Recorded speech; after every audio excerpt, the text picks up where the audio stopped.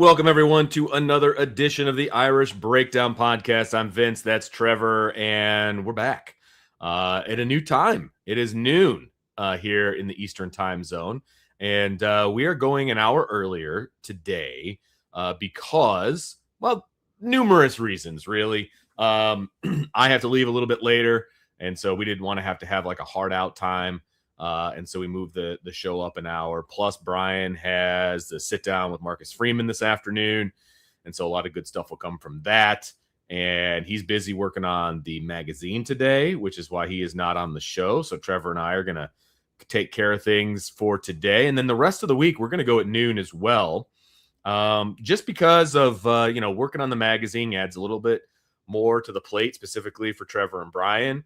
And with the noon start time, gives a little bit of time to get some of that work done before dinner starts, after the show, that kind of a thing. And so it doesn't interfere as much with family time and things like that. And so we're going to test out the old noon time start here for this week, see what it looks like, see what kind of feedback we get. Maybe this will be a thing moving forward.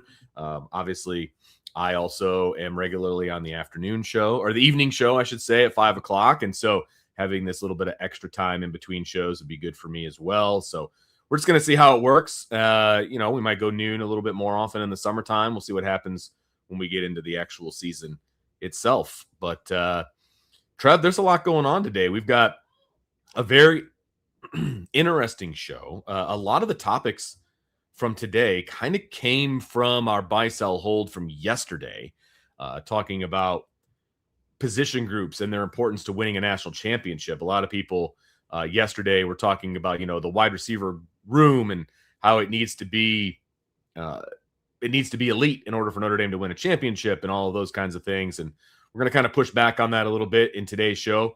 And so we decided to do it. We're going to do an offensive version. And we're going to rank the order of importance, not the order of like which position group is best, but the order of importance to winning a title for Notre Dame. We'll do the offensive one.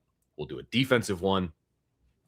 Then we're going to talk a little USC and just going to talk about the Trojans a little bit. And then we're going to talk, I believe, about the ACC and their coaches and some of the interesting things that they've decided to say during their media day and all of that. And we'll wrap things up with a mailbag. So a lot going on today. And I know everybody's very interested in the sit down with Marcus Freeman and all of that. I went last year. And so I just want to kind of preface this with, because somebody said there might be an intel piece on the board and things like that. There may well be, but I can also tell you that there will be a segment that is on the record and there will be a segment that is off the record. And, of course, the off-the-record stuff needs to stay off the record, even off the message board and things like that. And so if we ever want to have a sit-down with Marcus Freeman again, we have to make sure we follow the rules and do all those fun things. But should get some information here about injuries and, things like that. Who's going to be ready for fall camp, all that kind of fun stuff. I believe fall camp kicks off here in about 2 weeks, Trev. Thank goodness.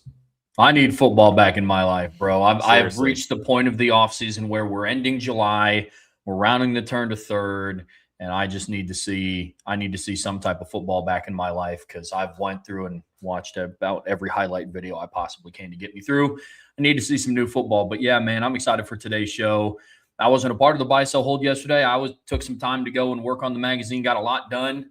So excited, man. It's all coming together. And I think our premium message board subscribers are really gonna like what we got going on. Yeah, that magazine is going to be awesome. And I can safely say that. And it's not even finished to completion just yet. But again, if you want to read the magazine that we're putting together, and we're talking about a magazine that's going to be just shy of 150 pages. Like there's a lot of information that is going to be in this magazine. And so if you want to be a part of that, you've got to be a member of the message board for this year. So boards.irishbreakdown.com. The monthly subscription to the message board more than pays for the magazine is what I would say to that. Like more than pays for it. And so if you are interested, that's the way to get it. Next year, we might do it differently. We might offer it for sale for, to other people and things of that nature. But for this year, with the inaugural push of the of the magazine is just going to be available to message board subscribers, and it's going to be free. It's going to be complimentary to those message board subscribers. So if you're already a subscriber, you're in like Flynn, and you're going to get the opportunity to take all of that information in and be part of something special. I think we've been talking about doing a magazine, Trev, long before you came on board and things like that. And now you are an integral part in what we're trying to accomplish with the magazine. And so it's going to be a lot of fun, a lot of good information. And I can't wait to make this thing live so everybody can see it. It is going to be really, really, really good. Well, let's dive into today's show then, Vince. I'm excited for the magazine. I'm excited for the show today. And we're talking about, and it sounded like this stemmed from a conversation that you guys had in the buy-sell hold yesterday about, what is the most important position group for Notre Dame to end their championship drought? They're searching for their 12th and working towards their 12th national title. And so we're splitting this, like Vince said, into two different discussions. In part one, we're talking offense. Part two, we're talking defense. We're offensive guys, so that's where we're gonna start. And this is the side of the ball that I think has more controversy than what the defensive side of the ball has, but we'll kind of see. Sounds like the question yesterday stemmed from this discussion stemmed from a conversation around the wide receiver room.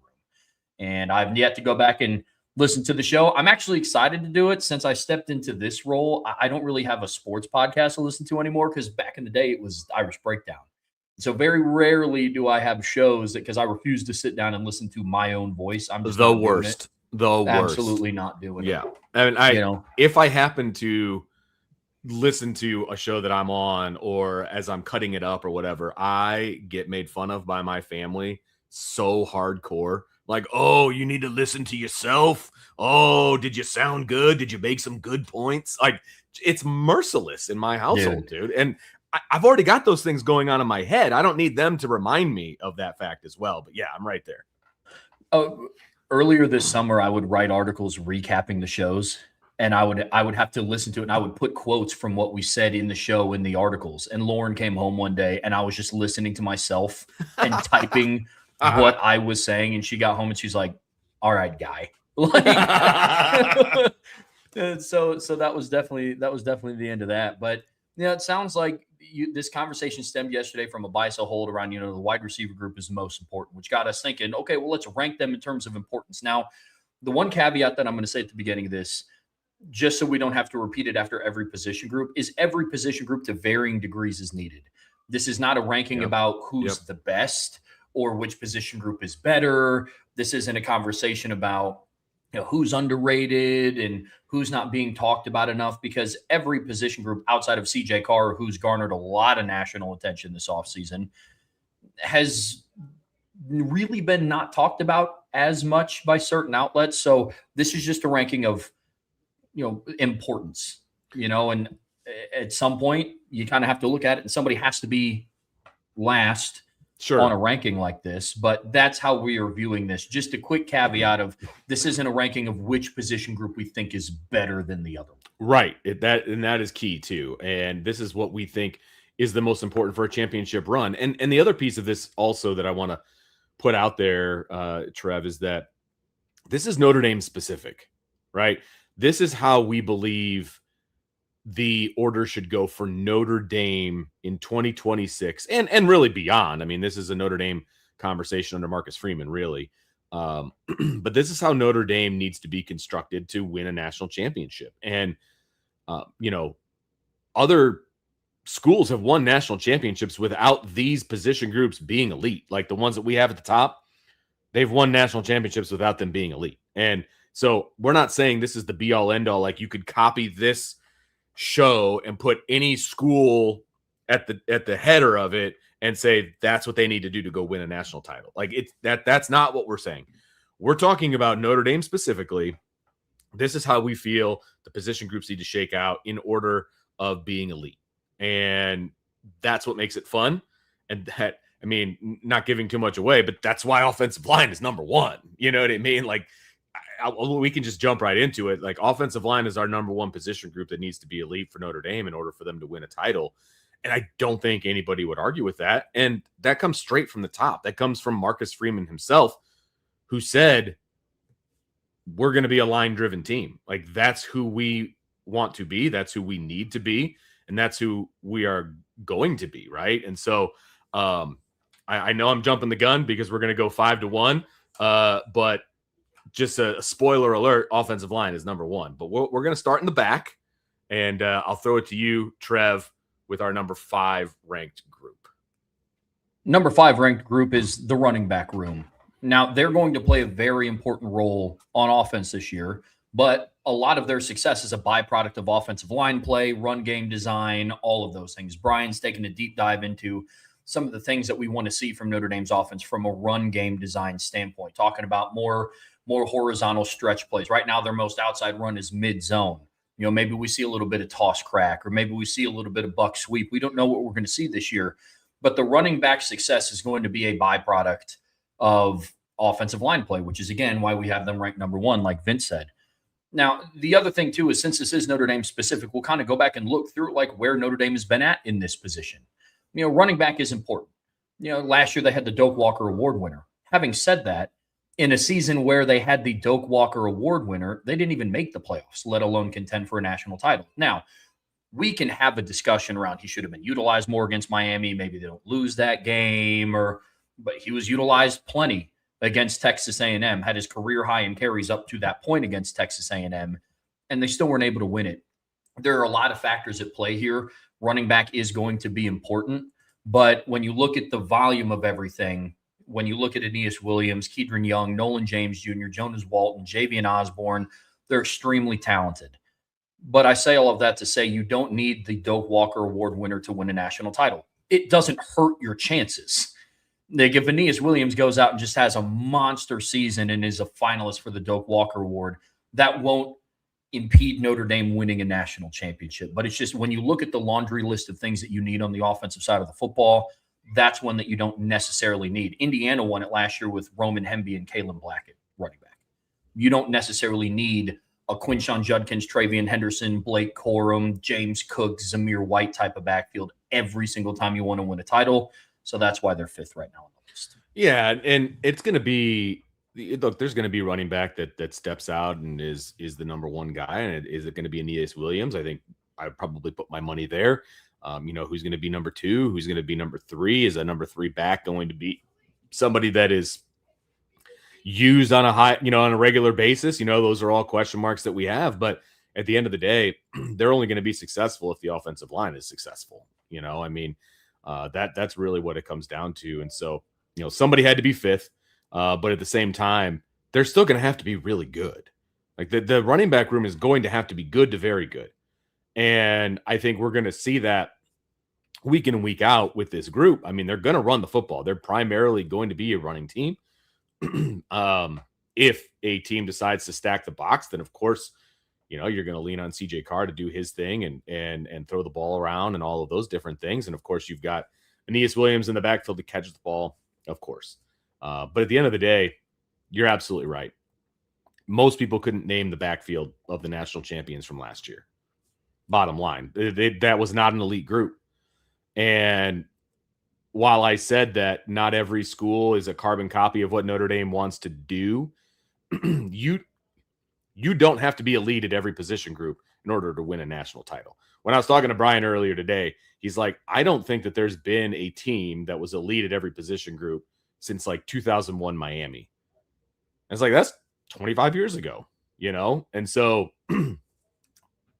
not every position group needs to be elite, but they still need to be good to very good, right? And I think that's where the running back room kind of falls for right now, and they will hopefully be running behind an elite offensive line, which puts them in a category of being good to very good. So that's why we have them in the 5th spot.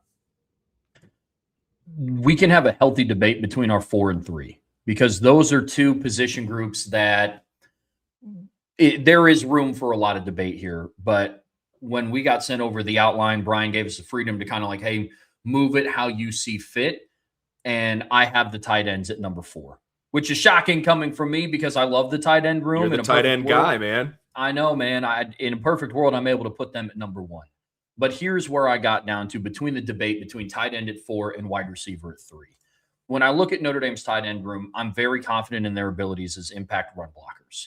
But they're going to need somebody to emerge as a pass catcher. The reason why I have them behind wide receivers is last season we watched this offense set multiple program records, and the room combined for one touchdown catch. You know what I mean? So it's like when I start talking about the impact that they need to have, I mean, we've seen numerous Notre Dame teams over the years that have had just all-star play at the tight end position. I think of 2012 with Tyler Eifert. I think of 2020 with Michael, or 2022 with Michael Mayer. I think of all of those things, and it's like the one thing that those teams were missing were top-end wide receivers. Wide receivers in 2012 were good.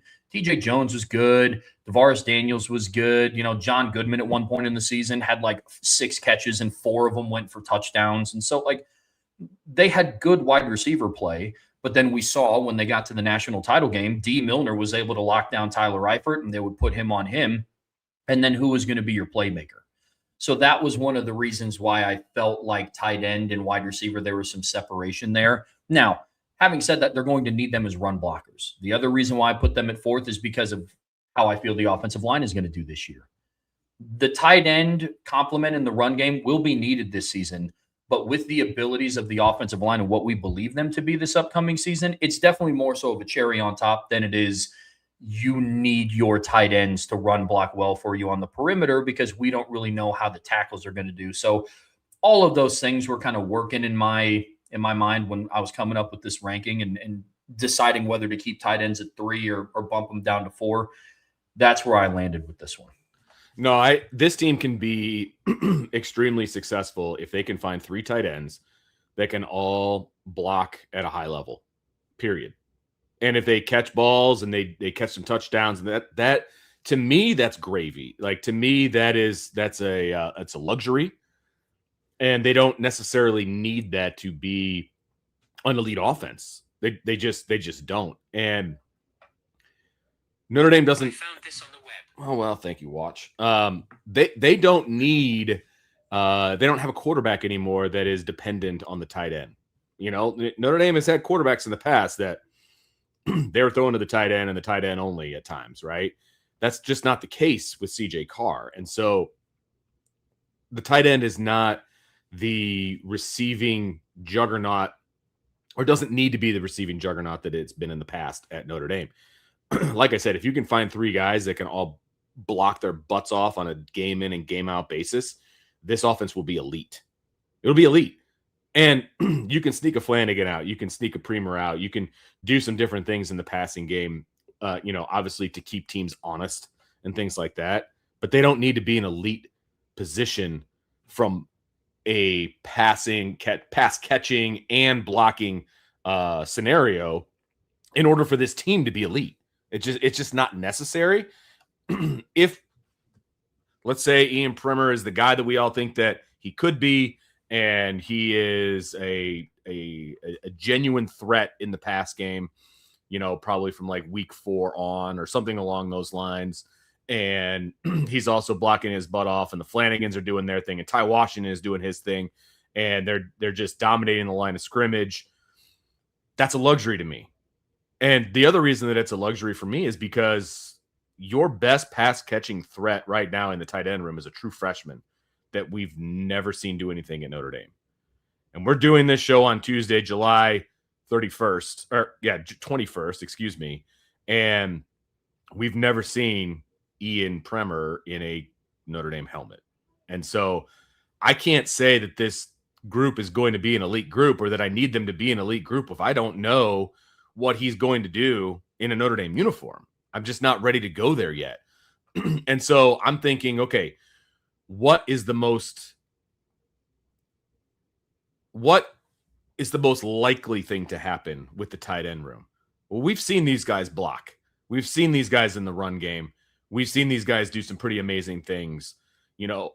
Both Flanagans, Ty Washington, we've seen them do what they need to do in the run game. If they can take that to another level even, then this group will be really good and this offense will be elite. So that's why I agree with you that this is going to be in the 4th spot. And again, this isn't a talent ranking. This is what they need to do to win a national championship. If they are elite at blocking and they are helping an elite running game, they don't need to be elite in the pass game to make the team elite and to get them to where they need to be in the national championship. So that's why tight end is where it's at in my eyes. And, maybe they prove me wrong that they're going to be even more elite than I think that they're going to be, or that I can count on them being, I think is a better way to put it. But they don't need to be. They don't need to be. It's gravy if they are. Let's talk about the wide receiver position, Vince, because this is the position group that kind of sparked this discussion where we're ranking all the teams. Now, obviously, we know that Notre Dame has the second best odds on FanDuel to win the national title this upcoming season. And correct me if I'm wrong, the submission you guys had yesterday in the buy-sell hold was like the wide receiver room has to have like the biggest jump and has to be an elite unit this year for Notre Dame to contend for a title. And that sparked some discussion in your guys' show yesterday. Now, here's where I'm at with the wide receiver room. I am confident that Notre Dame can make another run to the title with great defense, great offensive line play, and a great run game. It's because we've seen it. We saw that in 2012. We saw it in 2020. We saw it in 2024, especially. Here's why I have wide receivers third, but also why I don't have them number one, because the submission yesterday was like they need to be the most elite group. They're the most important. I also don't believe that. But here's why I have them at number three. In my opinion, I think that eventually Notre Dame is going to run into a team that they can't beat with just a great run game and elite defense. We've seen that play out. In the same breath, we can't say, well, look what Jaden Greathouse did in the playoffs, and that's why we have confidence in big game receiver production and why we have confidence in the wide receiver room this year. And then in the same vein, also agree it's like, but the wide receivers don't have to elevate their game. Like that's a tough spot for me to be in. You have to have a viable option on the perimeter. And ideally, you have multiple. Now, what am I saying here? They don't have to be LSU 2019. They don't have to be Alabama in 2020 with Devontae Smith and Jalen Waddle before he got injured. They don't have to be those things. They don't have to be Ohio State, who had Jeremiah Smith and Emeka Egbuka and Carnell Tate. But what they need is a viable threat on the perimeter. And whether that's over the course of a season or in the postseason, I think of two run-heavy teams that have won the title in the college football playoff era. And first, I look at Michigan in 2023. Roman Wilson in the Big Ten championship game had one catch for 14 yards. That's not really what I would call an electric, game-changing elite performance. But in the Rose Bowl against Alabama, he had 4 catches for 73 yards and a touchdown and made multiple crucial plays in that game to help get Michigan the win in overtime. I think back to 2015 Alabama when they had Derrick Henry, the Heisman winner.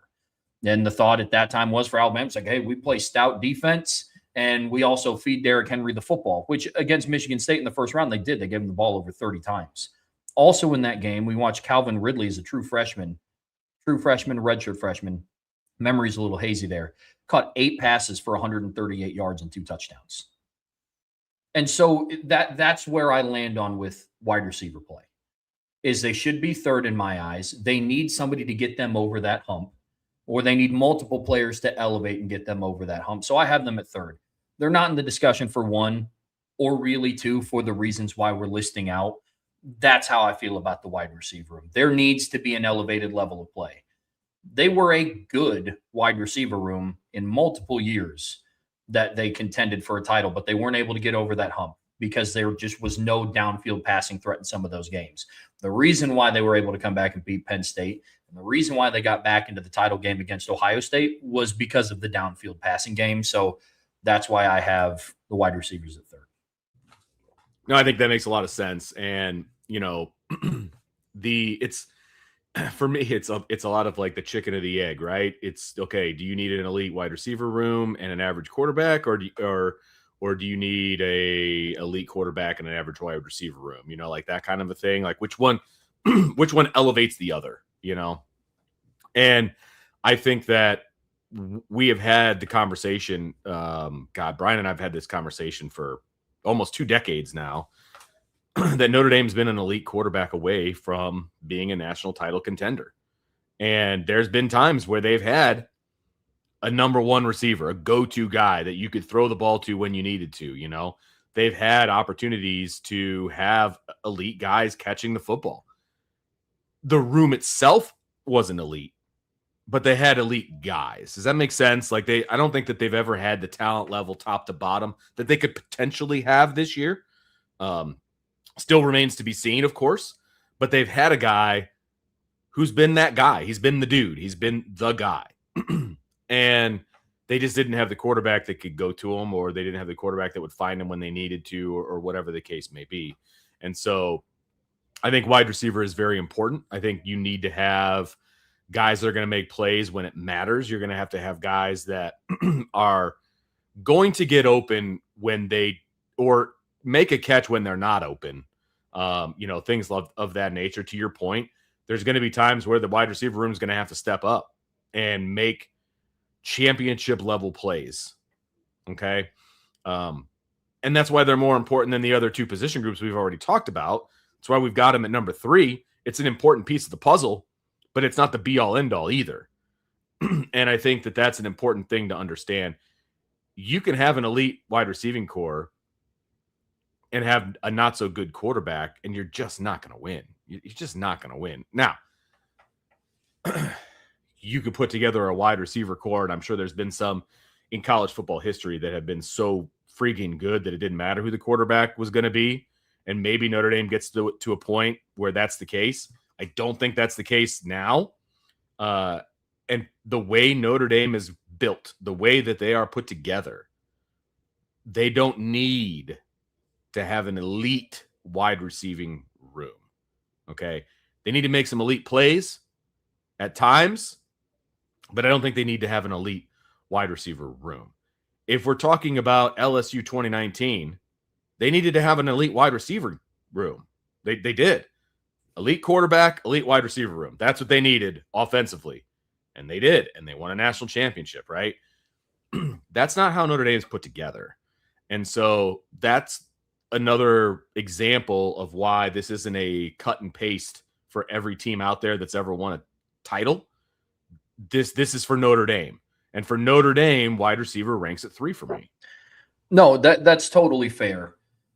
One of the things that I think that Marcus Freeman has done, though, is he has addressed, though, that it's not just, well, we're Notre Dame, we don't need elite wide receivers, because on the same vein, there's a reason why they went out and got Quincy Porter and Mylan Graham 100%. and Caden Finley. And so he knows that there's a gap that has to be closed. But to your point, the gap doesn't have to be they go out and get Jamar Chase and Justin Jefferson and Terrace Marshall and have Malik Neighbors and Brian Thomas Jr. and Kayshon Boutte in the recruiting pipeline. So it's all fair, but there are gaps that he knows has to be closed. But I'm with you completely. It's not the end all be all. What comes first? Is it you need elite quarterback play or elite wide receiver play? Here's where I'm at with this. Why can't it be both? We as fans kind of separate ourselves into this. It's one or the other. It's either you have an elite run game or you have an elite passing game. Why not be balanced and have both? Notre Dame can win a national title this year if they just have a really good run game and a really good pass game.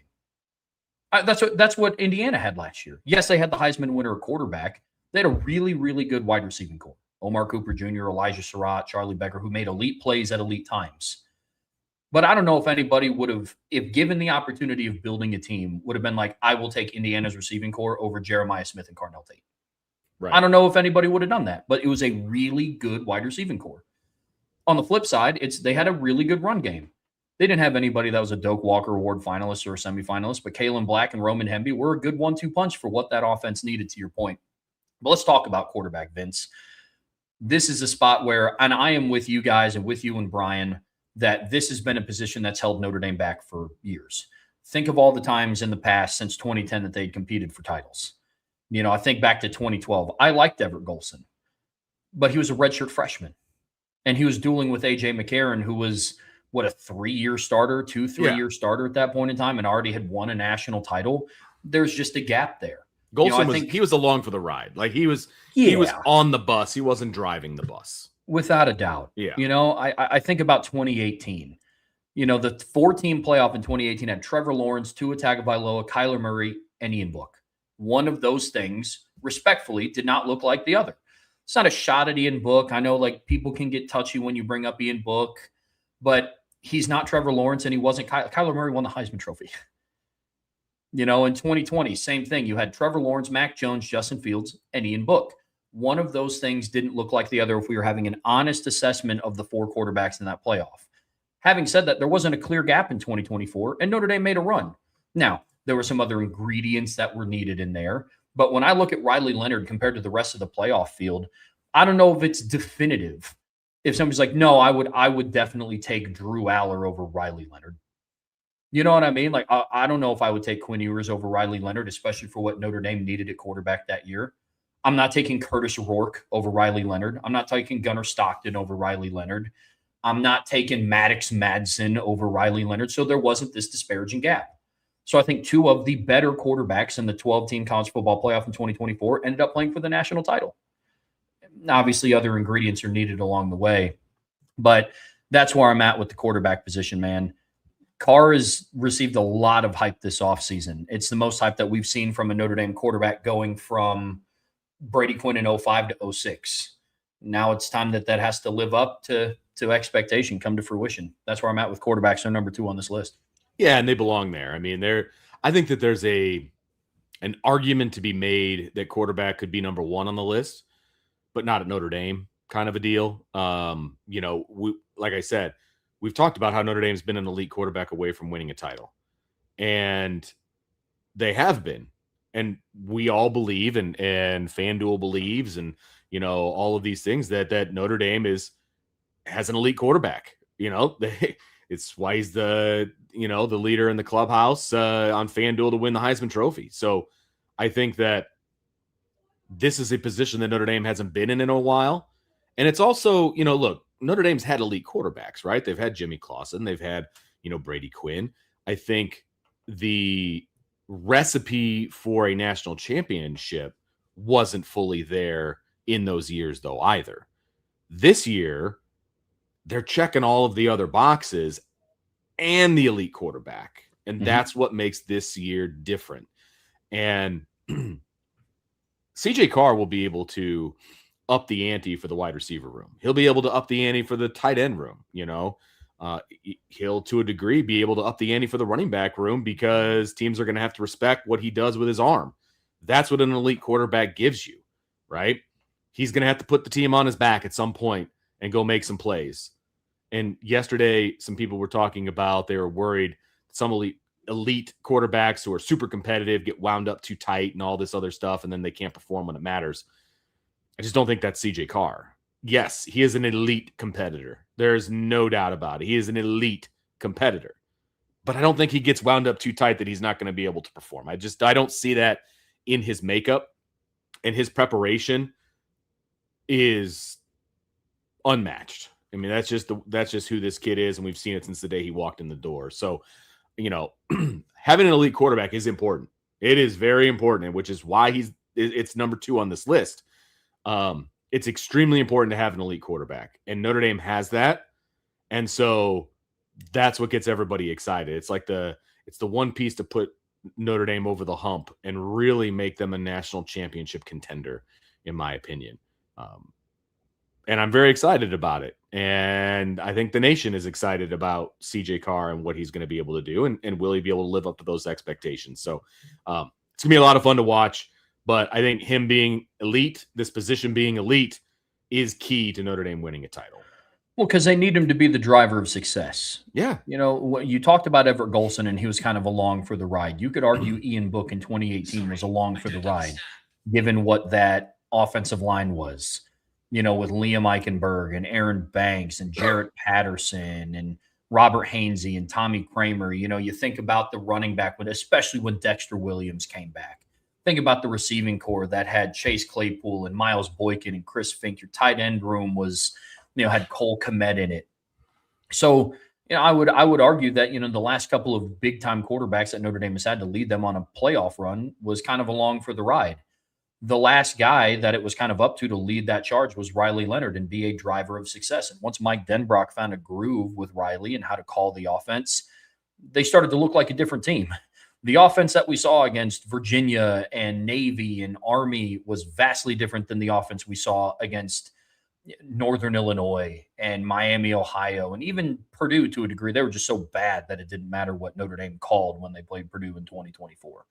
This year, with the departures of Jeremiah Love and Jadarian Price, and they're losing 3 of their top 4 pass catchers from last season. So they need CJ Carr to be a driver of success. But Vince, we know this. The buck stops with the offensive line, like you mentioned. Yeah. They're the number one position group. Freeman has been striving to be a line-driven program, and honestly, now it's time for the offensive line to hold up their end of the bargain. I would argue that the defense is ahead. The defensive line is ahead of where the offensive line is in terms of who is making this a line-driven program. The offensive line has been good, not elite, or playing to the championship caliber that they need them to play to. And their impact is twofold. One, with Love and Price gone, the offensive line is going to have to be better at the point of attack, more physical in the run game, more consistent in the run game. And then with pass protection, CJ Carr's a favorite to win the Heisman. You know, we expect CJ to have a big season, but for him to be a driver of success, they need the offensive line to keep his jersey clean, especially in the big moments. That I cannot emphasize that enough. It's not going to matter to me that the offensive line played their best game of the year against Stanford, or they didn't allow a single pressure against Boston College. What do you do on October 17th against BYU? What do you do against Miami on November 7th? And what do you do against SMU on November 21st? And then we can talk about the postseason when we get there. But that's where we're at with the offensive line.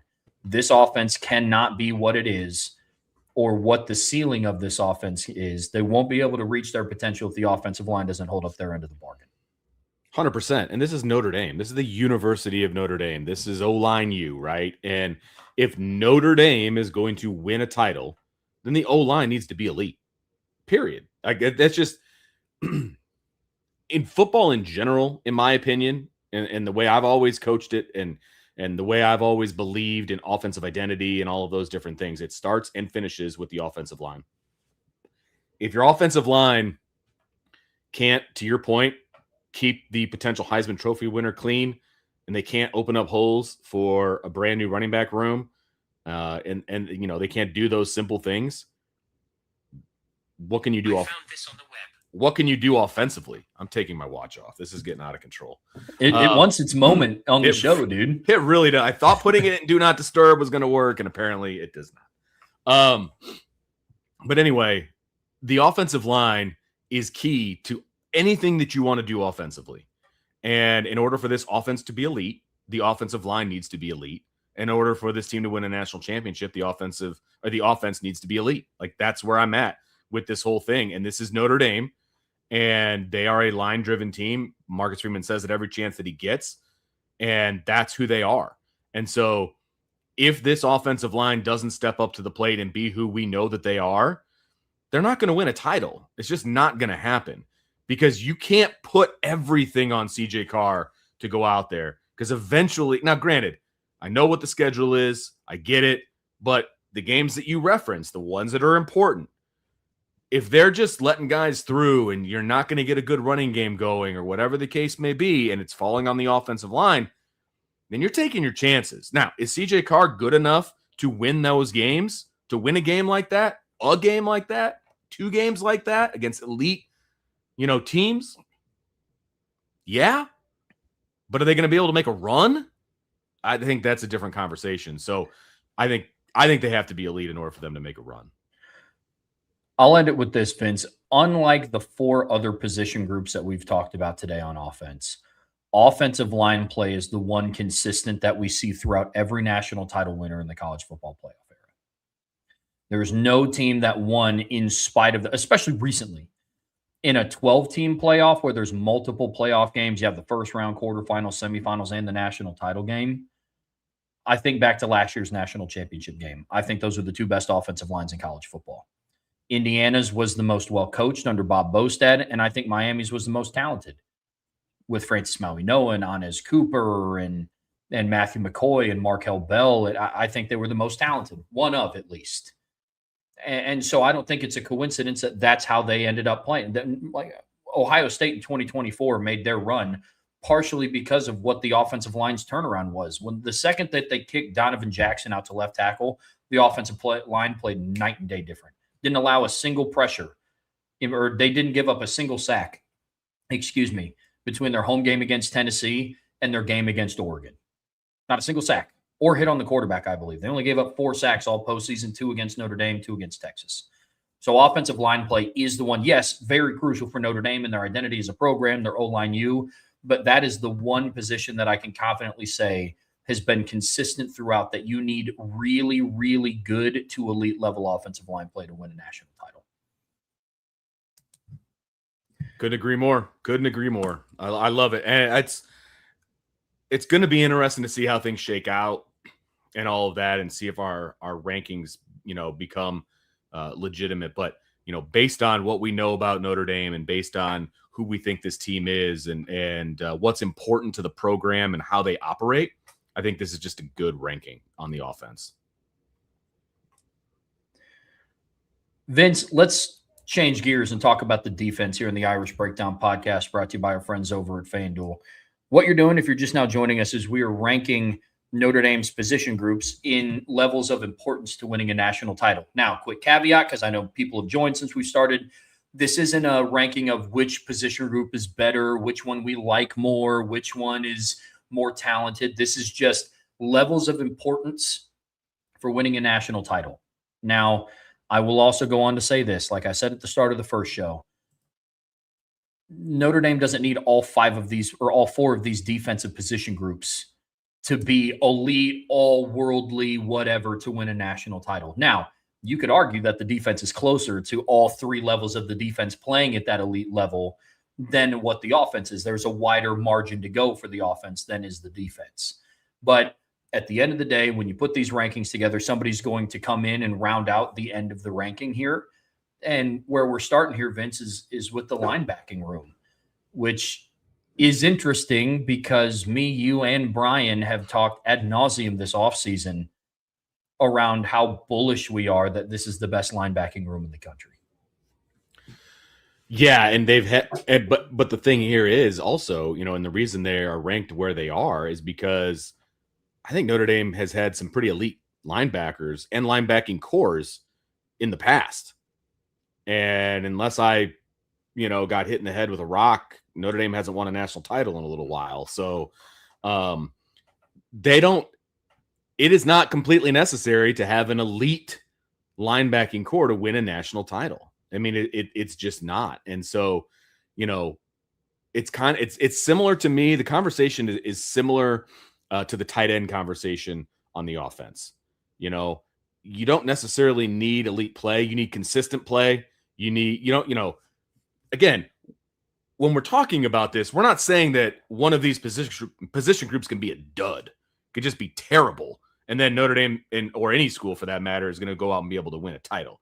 Like, rare is it that a team can win the national title and you're like, well, that position group was garbage, but the rest of them made up for it, so it was okay. You know what I mean? So, like, we're not saying that the linebackers can be garbage and Notre Dame can still go out there and win a title. And in this case, with this particular team, the linebacking core is excellent. It's excellent. Elite. Potentially the best in the country. But they don't need to be elite for them to win a title, is where we're coming from. If this group doesn't reach the ceiling of where we think they can be, what they've done in the past is absolutely good enough for them to win a title. Yeah, well, absolutely. I mean, here's the deal. There's a chance that all 4 of these position groups that we're talking about are going to be elite this year. Just the linebackers in terms of importance kind of rounds out the bottom of this ranking. I don't want to say like least important because that sounds super negative. I know that exactly. It's hard to, it's hard to get out there with words. Yeah. Why? Because somebody has to be last. Like, some group has to be at the bottom. And we know this defense is going to be elite, and the linebackers are part of that. Yep, absolutely. And window in, and I see some people putting their rankings in the chat. Love that, by the way. We would love to hear what your rankings are. We're breaking this down into D-line as a whole, linebackers, corners, and safeties. And so that's so whatever ranking in order that you guys have with those, we would love to see those in the chat. But I'm with you, Vince. Linebackers number 4 for me as well. And we've seen star-studded linebackers that have come through South Bend before in the past, and they didn't win a title. 2012, you had Manti Te'o. 2015, you had Jalen Smith. 2018, you had Tavon Coney and Drew Tranquil. In 2020, you had J.O.K. And I mean, the last couple seasons, you've had Drake Bowen, Jaden Osbury, Kingston Viliamasa, Jalen Sneed. You recently added Madden Framo. A couple years ago, you had Jack Kaiser. And so I'm with you. To me, it kind of reminds me of the conversation that we had with running backs. Their success is a byproduct of other position groups doing their job, especially in Chris Ash's defensive system when you factor in how they defend the run. We've explained it before on the show that on Al Golden, his philosophy, and this is very elementary, like very high level. Brian does a really good job of breaking this down. But the best way that I can put it in very simple terms is Al Golden's defense run game responsibilities was very like gap assignment, whereas Chris Ash's like read and react. So in Al Golden's defense, they would just to defend the run, they would have the interior defensive line slant to the A gap, and linebackers then just crash into the B gap. And then in theory, every gap is filled on the defensive or on the offensive line. So then you should be able to stop the run.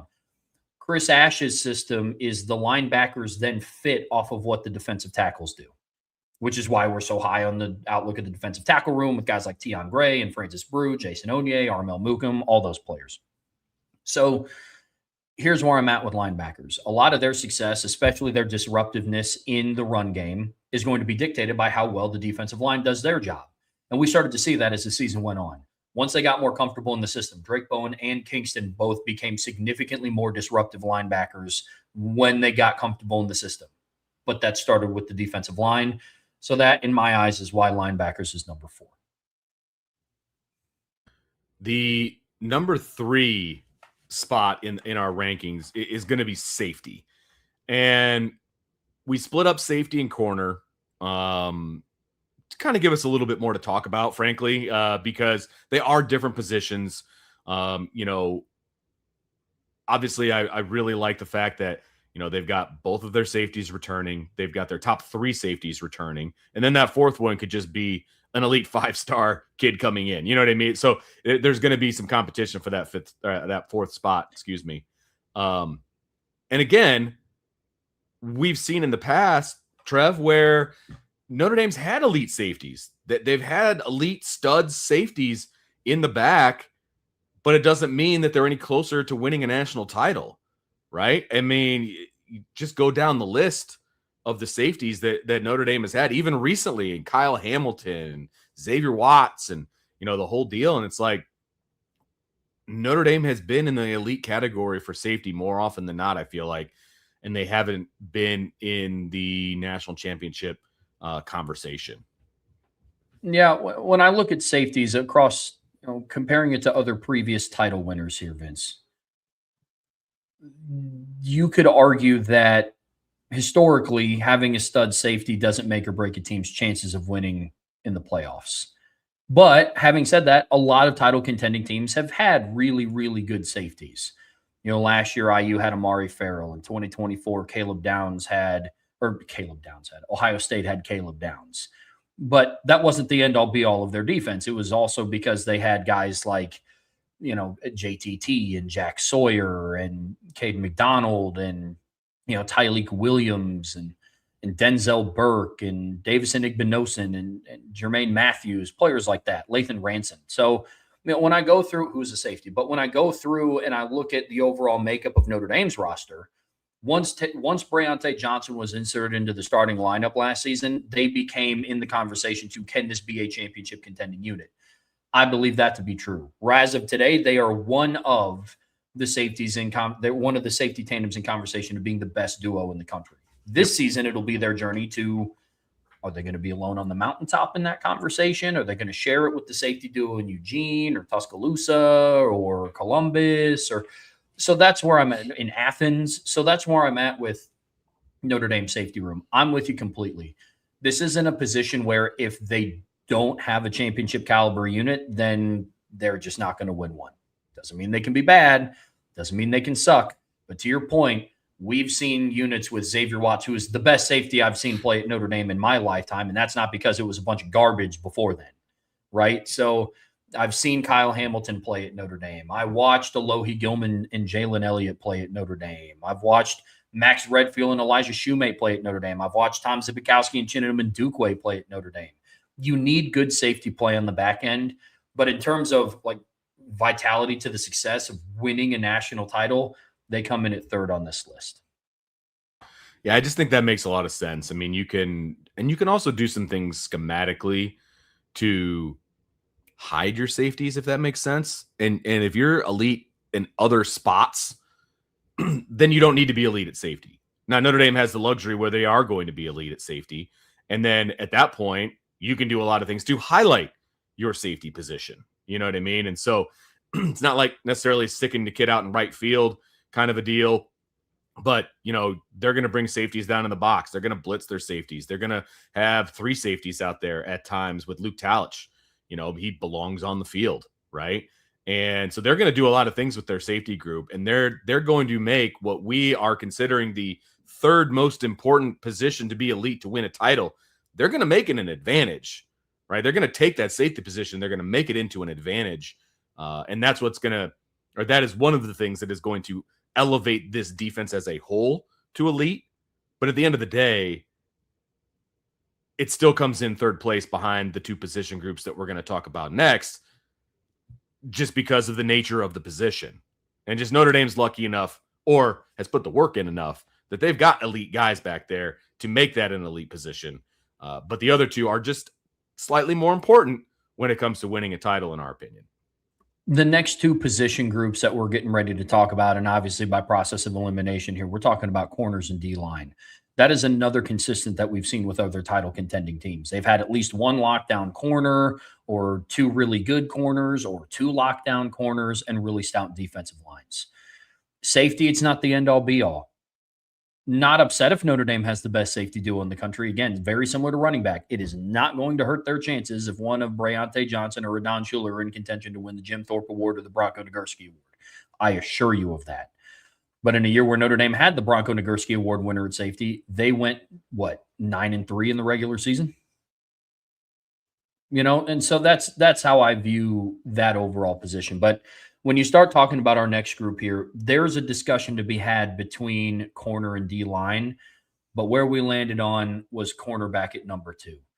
I would argue that this is the one position group on Notre Dame's defense. You could also maybe argue safety, but corner more so than any has been playing at a championship caliber level since 2023. You think of 23, your nickel was Thomas Harper, and your 2 corners were Ben Morrison and Cam Hart.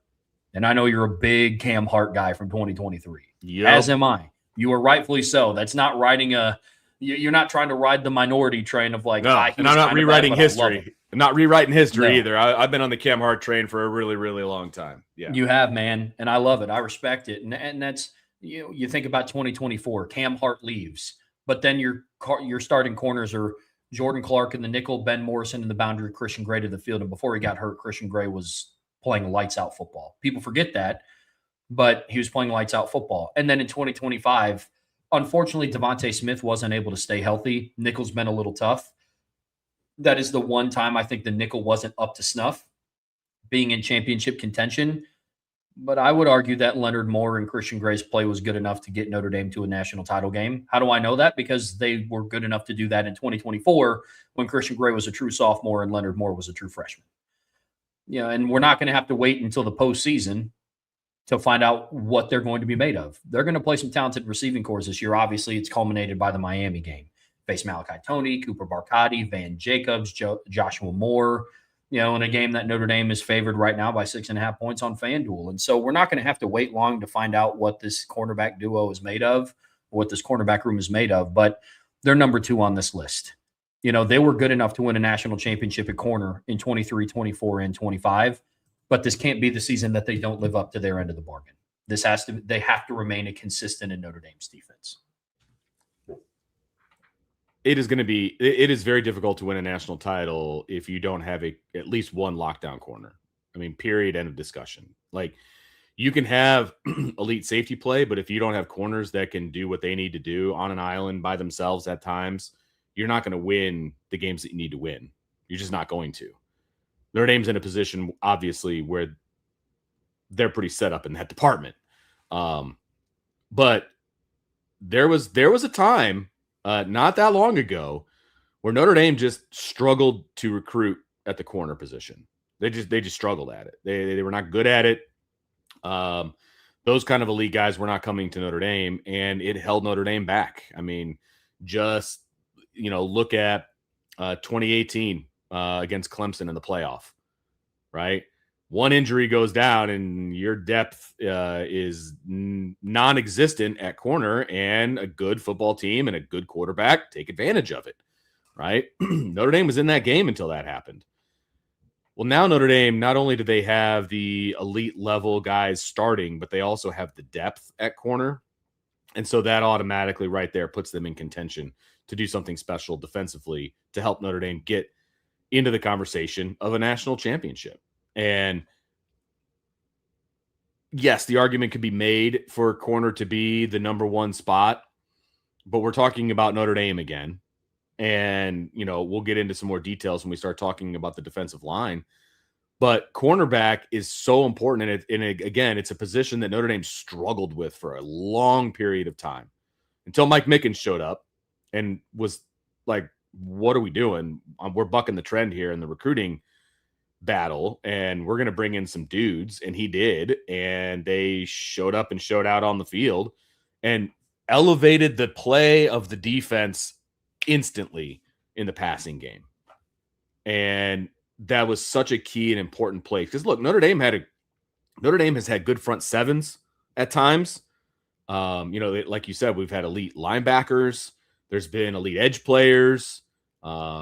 Maybe not enough. Maybe the depth wasn't there. We've talked about that before. But the frontline guys, 2012, right? A lot of frontline guys right there to do it. I just think the cornerback room has been elevated in the last 5 years to be a championship level room. And it is extremely important to Notre Dame's chances of getting to a national championship. And it is like, it's almost 1A, 1B for me when it comes to these last two position groups. I just think that the next one we're going to talk about is even more important. But man, having the corner room look the way it does right now and have the depth that it does right now just makes me feel so good about what's going to happen going into this year.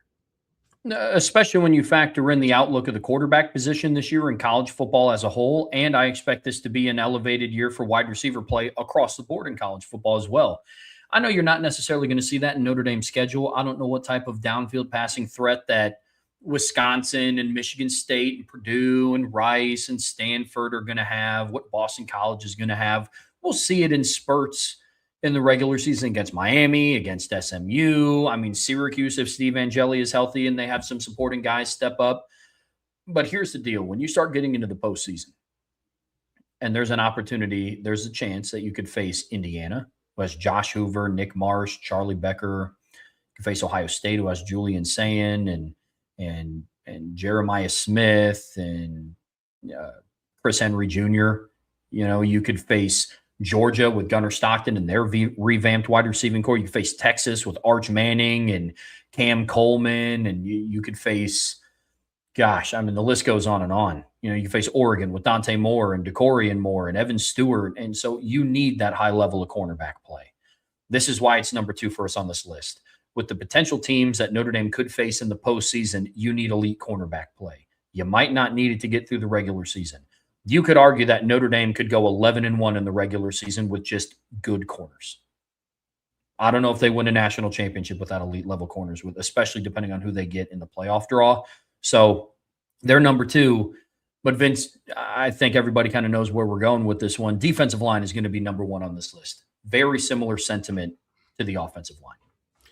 Look, again, we talked about it a bunch when we talked about the offensive line, and Marcus Freeman has made it very clear he wants to be a line-driven program. And if that is your mandate, to, the recruiting staff, to your coaching staff, to, the whoever, right, your personnel staff, if that's the mandate, then they better darn well be elite in order for you to win a national title.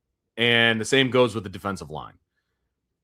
Notre Dame has made a point to not only recruit the defensive line differently than they ever have before since Marcus Freeman took over, but then they went into the portal this past year.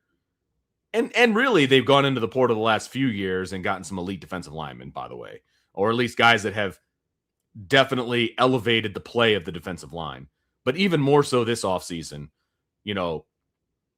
they have elevated the play of the defensive line, and we've seen what an elite defensive line can do. I mean, just look at Miami last year in a nutshell and what their defensive line was able to do. I mean, just wreaking havoc. And if the defensive line can wreak havoc in a defense within a scheme, the rest of the guys are going to be that much better. The linebackers are going to be that much better. The secondary is going to be that much better because throws are going to be rushed and all of that. An elite defensive line is where it starts and finishes if you want to have an elite defense. And if you want to win a national title at Notre Dame, your defensive line better be good. And in the past, so say over the last 20 to 25 years, Notre Dame has had elite defensive line men at times, right? They've even had elite defensive line, 2 or 3 guys at a time. Again, the depth wasn't there, or there were injuries that occurred. Somebody in the chat mentioned the fact that Ohio State ran it down Notre Dame's throat in the national championship game. Well, they were also missing a bunch of defensive linemen, which hurts you.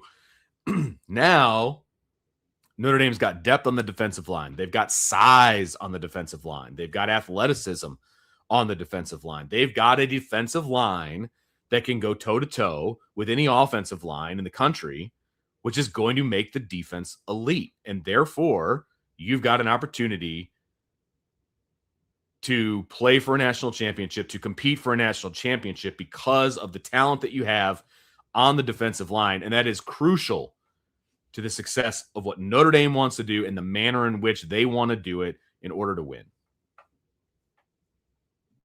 Yeah, the defensive line, in short, you brought it up. It's Miami from last year. I think of the defensive line play at Clemson in 2018. When you have, you're talking about you have Christian Wilkins, you got Clellan Ferrell, you have Dexter Lawrence, you have Austin Bryant, you have Xavier Scott coming off the bench in the rotation. When I look at the Notre Dame defensive line, you have to be able to be stout up the middle with the type of defense that Chris Ash is going to run. I also think edge is going to play a huge role here. There's a long record of title teams that have won the national title that have had outstanding edge play. And I think about last year, Indiana with Mikhail Kamara, one of the leaders in college football in total pressures. Ohio State in 2024 had JTT and Jack Sawyer. Michigan's top 4 defensive ends in 2023 combined for 114 pressures. Now here's the good news. Notre Dame is close. Some might not think that they are, but Notre Dame's top 4 edge rushers last year combined for 98 total pressures in just 12 games. Michigan's defensive ends did that 15. So there was, I think the math worked out something to like Michigan's defensive ends averaged something like 7.1, 7.2 pressures per game. Notre Dame through 12 games, their defensive ends averaged a pressure rate of 8.1 per game. I think about hits plus sacks. Michigan's defensive ends, their top 4 combined for 41 hits plus sacks on the quarterback. Notre Dame last season combined for 34 hits plus sacks on the quarterback. So just 7 short. So there's going to be areas that they're going to have to continue improving. There's no doubt about that. But the defensive line is going to play such a huge role. You saw last year how much Marcus Freeman talked about marrying your coverage in your front. And once they finally got that mesh down, we saw a completely different looking Notre Dame defense. That's what's going to be so important for this unit, man. They're absolutely going to need him. There's no doubt about that. Yeah, I'm looking forward to watching this defensive line and some of the new faces, obviously, that are there, some of the young faces that are there. This defensive line is going to be more athletic than it's been in the past, which I'm very excited about. And obviously, they've got some size in there as well. And so, how's that going to break out? We got a question in the mailbag later on about defensive line that we'll be able to get at. Again, we're gonna do a mailbag at the end. Make sure you stay on topic with what we're talking about today. But we are kind of all over the place with our topics today when we're talking about every offensive position, every defensive position, and then some other topics that we'll get to here in just a second. So make sure you get those mailbag questions in.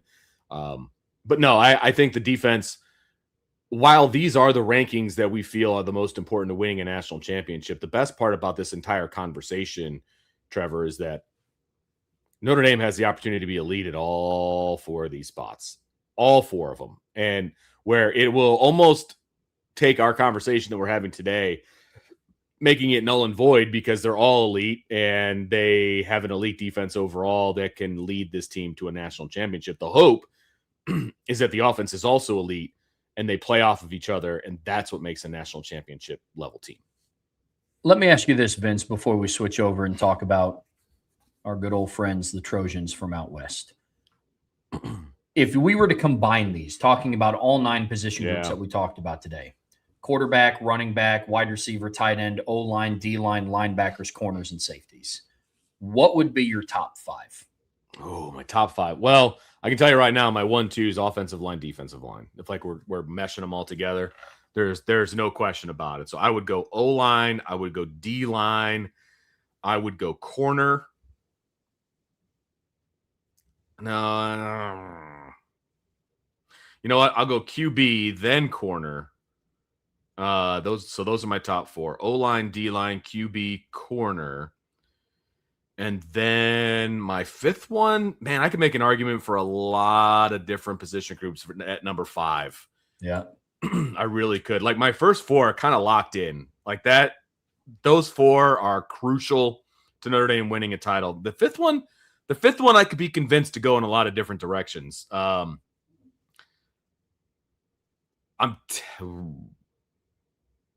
tempted to go wide receiver here.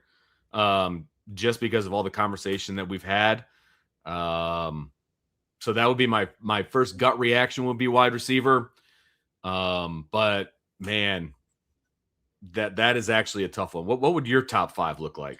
Yeah, I'm with you in O-line, D-line, and I'm honestly tempted to go 1A, 1B there because if you were to ask me which one's more important, it's if Marcus Freeman wants to be a line-driven program for Notre Dame, you need both 1A, 1B, offensive line, defensive line, and it works interchangeably. And you could also argue that between whatever the matchups are.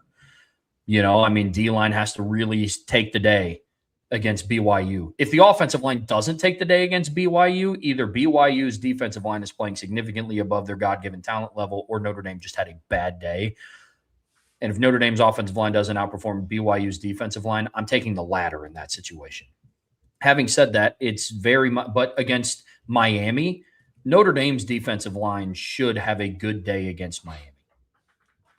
Their offensive line has to take the day, though, against Miami. See what I'm saying? So matchup, it depends, but that's why you need 1A, 1B, offensive line, defensive line.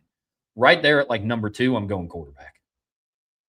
CJ Carr is going to be a major driver of success on and off the field, because that's what they're going to need from him this year. And I think that I love the point that you brought up about, is he going to be too tight wound? Is he going to be able to handle it? I think he's going to be just fine. Yeah. I'm with you there completely. So I have quarterback at number 2. Number 3, I have corner for all the reasons that I listed off. The amount of top-level receiving talent that you could potentially face in the postseason, you need it. Fact of the matter is when Notre Dame played Alabama in 2012, a lot of the attention goes to, they just weren't prepared and, mentally to take on Eddie Lacy and TJ Yeldon. I think one of the biggest mismatches of that game was one of Bennett Jackson, or I'm trying to think of who the other corner on that team was. And I don't know why it's escaping me right now. But you were asking like Bennett Jackson to guard Amari Cooper. Like that's a mismatch. And I believe, if I'm correct in this, one that Alabama actually took advantage of. I hate whenever you bring up somebody's stats. If they're in the NFL, it automatically goes to the NFL first. I understand why they do it. Of course. All right. So in the national title game, Amari Cooper had 6 catches for 105 yards and 2 touchdowns. I mean, there was a mismatch there. You talked about when Julian Love got hurt and injured, Dante Vaughn had to come in and guard T. Higgins or Justin Ross. It just wasn't the same type of game.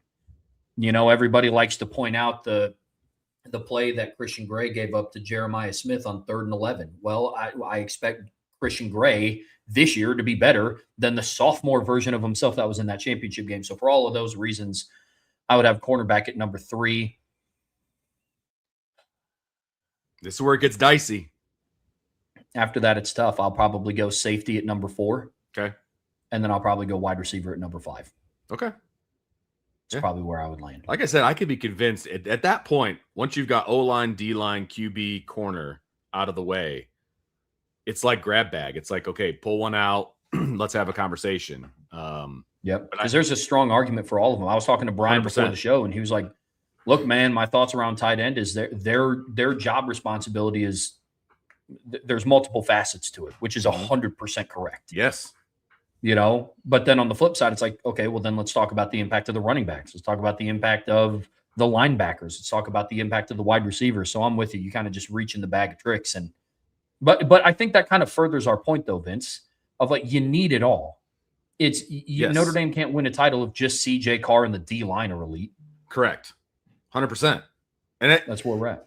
The tight end piece is such an interesting conversation. I don't want to belabor the point, but it's the one position where they can be elite in one area and average in the other and still be an elite contributor to the offense.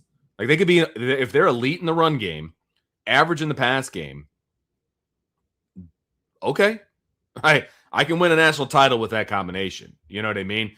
I don't know that we could flip it. I don't know that they could be elite in the pass game and average in the run game and Notre Dame still wins a title. I don't know that that's possible. You know what I mean?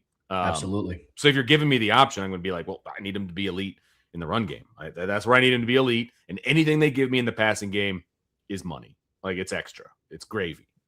So tight end is an interesting one. I don't know that there's anybody else out there like that. Like wide receiver, you can block your tush off out there in the run game, and that's awesome. But if you can't catch a ball when you need to, then you're a failure. Like that's not going to work for me. Yeah, that's not going to work. That's not going to work.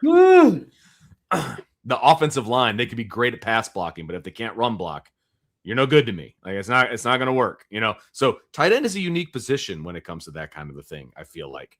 But it'll be interesting. Like I say, if you give me the option, I'm going to take tight ends in the run game all day. Without a doubt. Vince, let's talk about the USC Trojans here in the Irish Breakdown podcast, brought to you by our friends over at FanDuel. Been a hot topic of discussion so far this offseason for Notre Dame specifically, given the social media wars and, the comments a couple of years ago from when Chad Bowden left and went and the recent track record on the field. But here's why we're talking about it again today, folks, because we've talked about this quite a bit this offseason. And believe me, I'm never one to shy away from slandering the USC Trojans. Unlike some of the more, I will be nice and say the more experienced members of the Notre Dame fan base, because I don't want to say the older, because that's the old people, rude. The old heads. The more experienced members of the Notre Dame fan base have a level of respect for USC, which I completely understand. I, however, in my age group, grew up in the generation where you just do not like USC. Like you just don't respect them. You don't like them. You hate their stupid fight song. You don't like any of it. Like it's all silly. So speaking of silly, USC has not been doing a great job this offseason, especially in the social media, trying to prevent that from them having a bad look overall as a program. But what's frustrating, before we dive into some of the things that they've done, USC does have potential as a program because there's reasons why older people in the fan base, like Brian, like you do to a degree, like some of the people, a lot of the people on the premium message boards and in the daily live shows, there was a level of respect for USC because back then it was they would play anyone, anywhere, any place, anytime. And unfortunately, they've gotten away from that. Well, they've gotten away from it because that's the mentality of their head coach. And they haven't had good leadership at the athletic director position either. It's kind of been a revolving door, if I'm not mistaken, from what's going on over there. And somebody that's just not the vibe that I get. And I could be completely off here. The vibe that I get from the athletic department, the athletic director at USC, is they just don't really care about the Notre Dame USC rivalry, and they just will do whatever it takes to win. And they will take all obstacles out of the way in order to do that. Ducking Ole Miss, ducking Notre Dame, all of the above. Like it's just what they're doing, and this is a direct correlation to who their head coach is. Lincoln Riley, literally in the middle of the night, ducked out of Oklahoma because they were moving to the SEC. No one could convince me otherwise that wasn't the reason that he left Oklahoma. He had a great thing going in Oklahoma. They were successful. They had every opportunity to continue to be successful, but they were in the Big 12, a very winnable conference year in and year out. Obviously, Texas is your biggest hurdle. But it's a very winnable conference, right? Oh, they're going to the SEC. Boo! Dust in the wind, Lincoln Riley, right? I'll never forget the pictures of him getting on the private jet in the middle of the night and heading to Southern California. Like out of nowhere. And it was kind of like a Jerry Maguire, who's coming with me kind of a moment. And, he grabbed some guys, went with them to USC. And just like that, it's like, well, it's easier to win in the Pac-12 than it is in the SEC, so I'm out. And then the USC goes to the Big Ten. And before they went to the Big Ten, he didn't even win the Pac-12. I know. But you know that's why he left. Oh, without a doubt. You know that's why he's a coward. And he has not changed, you know, the leopard has not changed his stripes or what his spots or whatever it is. And that is who this program has become. They have become their head coach and their mentality. That's who this program has become. And Chad Bowden, who everybody at Notre Dame loved when he was here, left for a paycheck and a promotion and has turned himself into, you know, mini-me Lincoln Riley, in my opinion. So that's where this program is right now. And everything that they've done from that point forward has all been at the behest of Lincoln Riley and what he wants. USC is just doing a really bad job of trying to convince people that they still belong as a top tier program. And I'm with you. It started with some of the comments that, you know, Chad Bowden made, and then it kind of snowballed from there, talking about how, you know, he's glad to be going to a place that like takes recruiting seriously or something like that. And, you know, almost like this is the best recruiting head coach he's ever worked for and all that was a shot across the bow right there. That's what I'm saying. It's like, look, if you're doing this for the spirit of the rivalry, fine. Personal shots at your former boss, we can have a different discussion for a different day around. But like, look, at the end of the day, it's just embarrassing to a program that has a lot of rich history and tradition like USC. I'm not naive to the fact that back in the day, Notre Dame and USC would play in like a lot of times, like especially back in like the 70s, it would be like Notre Dame USC face off, and whoever won that game goes on to win a national title. Yeah, because there's a lot of times at the end of the year. Yeah. Yeah, that was a big part of their rivalry. But just ever since then, it's starting to get so honestly, like embarrassing is probably the word that I would use. You get Chad Bowden's comments after his departure from South Bend. They're copy pasting hype videos after Notre Dame releases them. It's just USC theme, not Notre Dame theme. I mean, like I'm talking like similar to almost exact songs, like same feel of videos. Like that license plate one that they did. Like that was the Notre Dame one before. Like, it's just it's embarrassing. It's like so obvious that they are trying to copy what Notre Dame is. Right. Like that. I mean, you get one good year on the recruiting trail. I think Rivals on 3 ranked you as like their #1 recruiting class in 2026 in their composite rankings. Notre Dame was #1 overall, like on 3, and Rivals like actual rankings. But in their composite rankings, USC was #1. Well, this year they're still toting around like they still swing that big of a stick. And I think USC right now is like 13th, and Notre Dame is still in the top 3 by most services. Like, look, man, you can't compete when you can't compare. You know what I'm saying? And like that's kind of where USC is at right now, because you certainly don't compare on the football field. I mean, you don't. Fact of the matter is, between their rival, I mean, just as the two programs overall, I mean, Notre Dame has made the college football playoff 3 times in the playoff era, and USC is yet to make it. Notre Dame has 7 double-digit winning seasons since 2018, and USC has 1. Notre Dame has finished in the AP top 10 the same amount of times as USC has finished unranked in the AP. And to top it all off, they've beat Notre Dame, what? They're 11-4 against Notre Dame since 2010, if my memory serves me correctly. Like, it just doesn't it doesn't matter. You know, Lincoln Riley comes to LA, and he's the second coming of Clay Helton with less wins, I suppose. I mean, like, what are we doing here? You know, and then the latest, it's the funny talking point, but it just goes to show you how far they've fallen from like the likes of being a blue blood was the Odyssey tweet. Oh, dude. That was rough. It was hilarious. I went and saw the Odyssey. Like, how was it? It's really good. Okay. It's worth your time. We actually traveled a fair distance to go see it in IMAX, and it was worth it. It was worth it. It was really good. But anyway, as I'm watching the movie, they go back and they look at Odysseus and his because the Trojan horse was his idea and all that, and he has some guilt when it comes to that. And they go back and they show the sacking of Troy. They show the whole thing from start to finish. They show them pulling the Trojan horse into the, in there, and then them coming out and just defeating all of the Trojans and the massacre that it was. And the whole time I'm thinking to myself, that's USC right there, the defeat of the Trojans. Like, that's the Odyssey that you just put on your social media. Like, having zero wherewithal to realize what you just put out there on social media is so wrong. It's so wrong.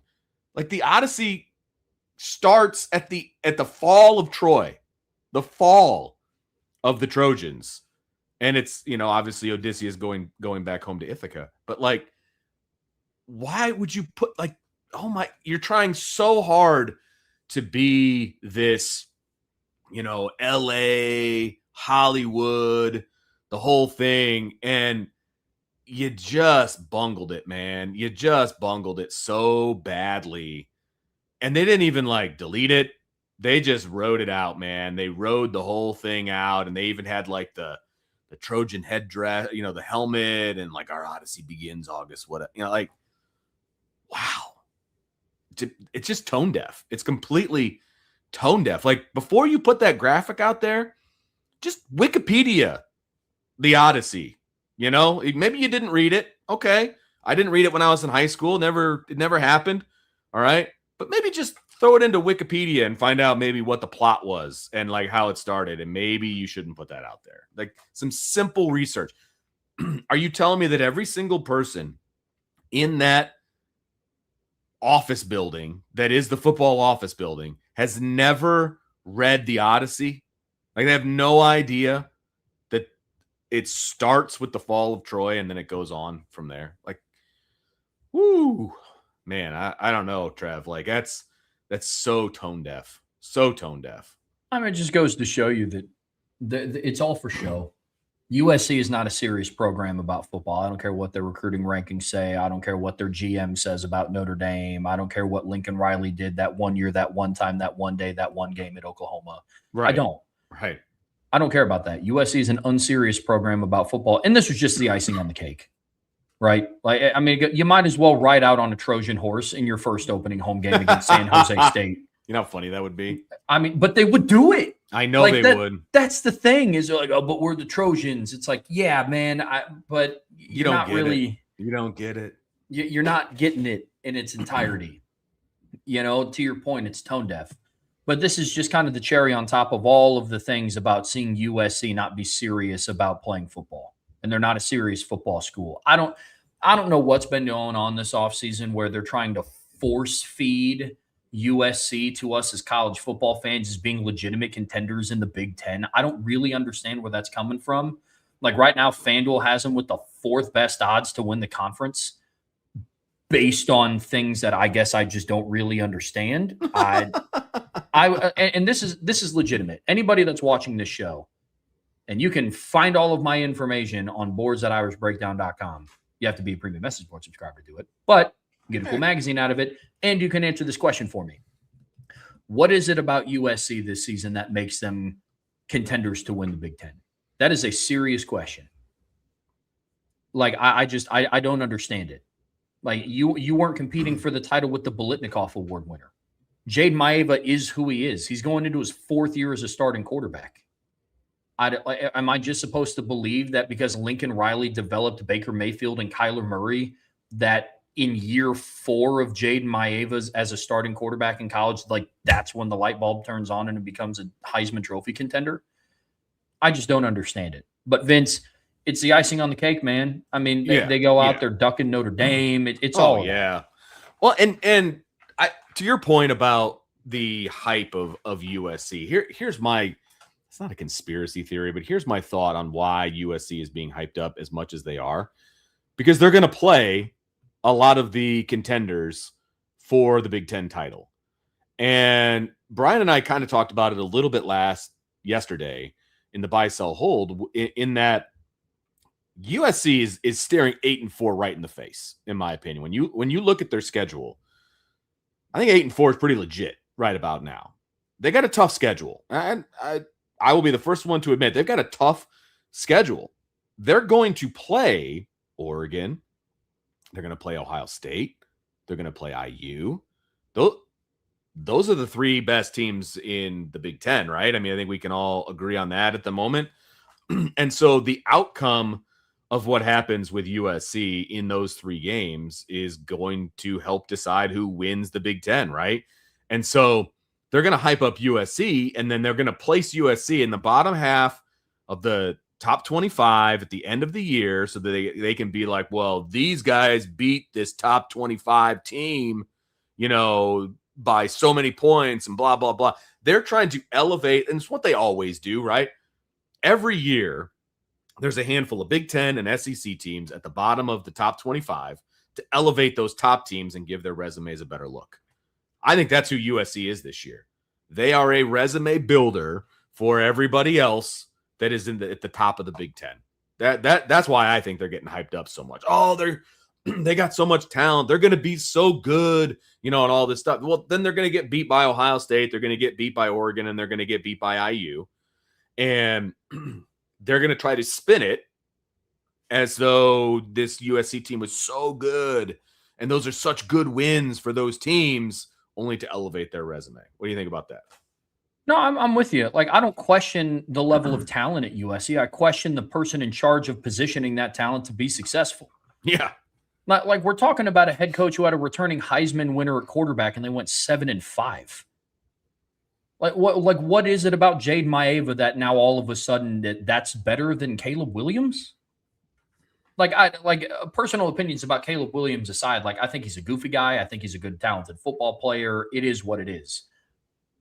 But what about Jade Maeva makes you think that the outlook for this season is going to be? The last time they had a schedule that looked like this was 2023, when they played a ranked Notre Dame team, a ranked Utah team, a ranked Washington team, a ranked Oregon team, and they lost all of those games. Right. Exactly. With arguably more talent in 2023. In 2022, they had their opportunity. They go 11-2 or 11-1 in the regular season. All they had to do after beating Notre Dame in the final week of the regular season, 38-27, was not lose in a rematch to Utah, a team that they lost to on the road earlier in the regular season, 43-42. In a rematch against Utah in the Pac-12 championship, all they had to do was win, and you're in. And they lost by 23 points. And then they played in the Cotton Bowl and lost by 1 point to Tulane.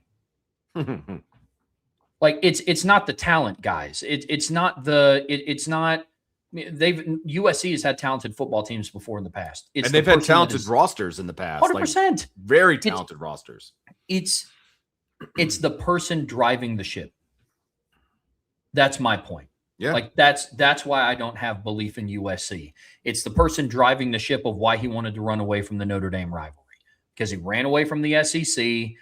I'm sure he's not enjoying his time in the Big Ten. I heard Lincoln Riley complaining last season about the travel that they have to do. Oh, yeah.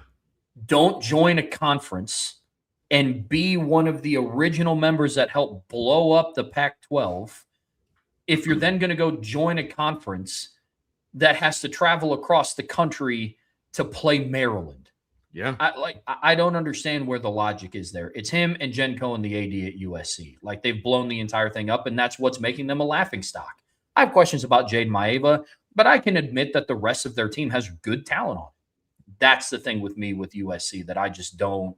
You duck Notre Dame because you're complaining about the tough schedule. Your fans go through and have revisionist history of how that series has actually gone. Kids have been born and earned their driver's license in the amount of time that USC, the last time they've beaten Notre Dame in back-to-back seasons. People have been born and are now driving cars since the last time that USC beat Notre Dame in back-to-back seasons. To be my twins. Yeah. But then we're going to have this revisionist history around how the rivalry is actually panned out. And you could just miss me with that kind of stuff. Yeah. And look, their non-conference schedule is very IU-esque. Okay. San Jose State, Fresno State, and the Louisiana Ragin' Cajuns. That's their non-conference schedule right now. They replaced Notre Dame with San Jose State. Yeah, you're probably going to win that game. Congratulations. Is that going to help you get to the playoff? Probably not, because I don't see you beating Oregon at home. Because look, there's probably a world where USC is 4-0 going into the Oregon game because they play those 3 terrible non-conference teams, and then they do have to travel all the way to New Jersey to play Rutgers, and then they come back home to play Oregon. So there's a world where they're 4-0, and I think I would bet that would be the case. But then they have to travel to Penn State. They have to travel to Wisconsin. There's a bye week in between.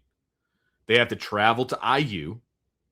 I mean, those are some pretty healthy road trips. And just cue the music now of Lincoln Riley complaining about the travel. Just wait for the Twitter post that has the mileage that USC has put on this year, because they have to travel to the East Coast twice and the Midwest twice and blah, blah, blah. Like, don't complain about something you asked for.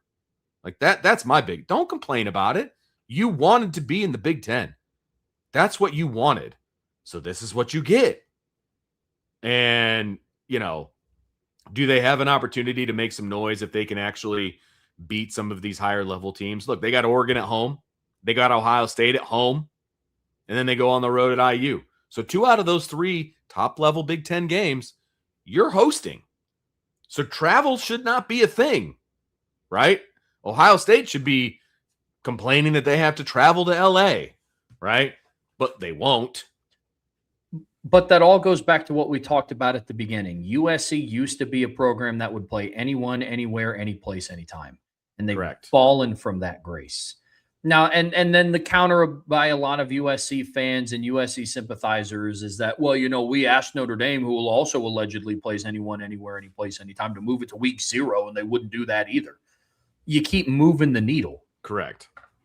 At one point while these negotiations were going on, it was, Notre Dame was trying to do everything to make a deal. They wanted them to move up the game. Notre Dame was willing to do that. And then they whined about the playoff deal and that they had, quote, no idea that was a thing. Hilarious.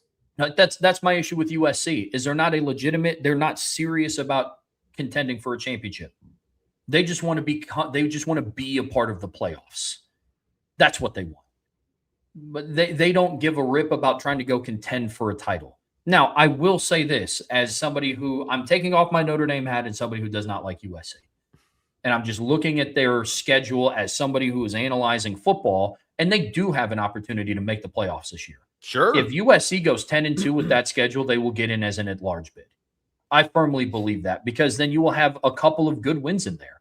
You play Indiana, Ohio State, Oregon, and Washington. Washington, you get at home, but there's a chance they're ranked. I would be astonished if one of Oregon, Ohio State, or Indiana weren't ranked.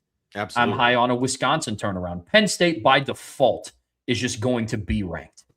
They're going to come in and start the AP preseason at probably like number 17, and then they're just going to kind of hover around there because their schedule is softer than what Lincoln Riley is. And Penn State is an away game, so you're going in probably a whiteout, all that nonsense.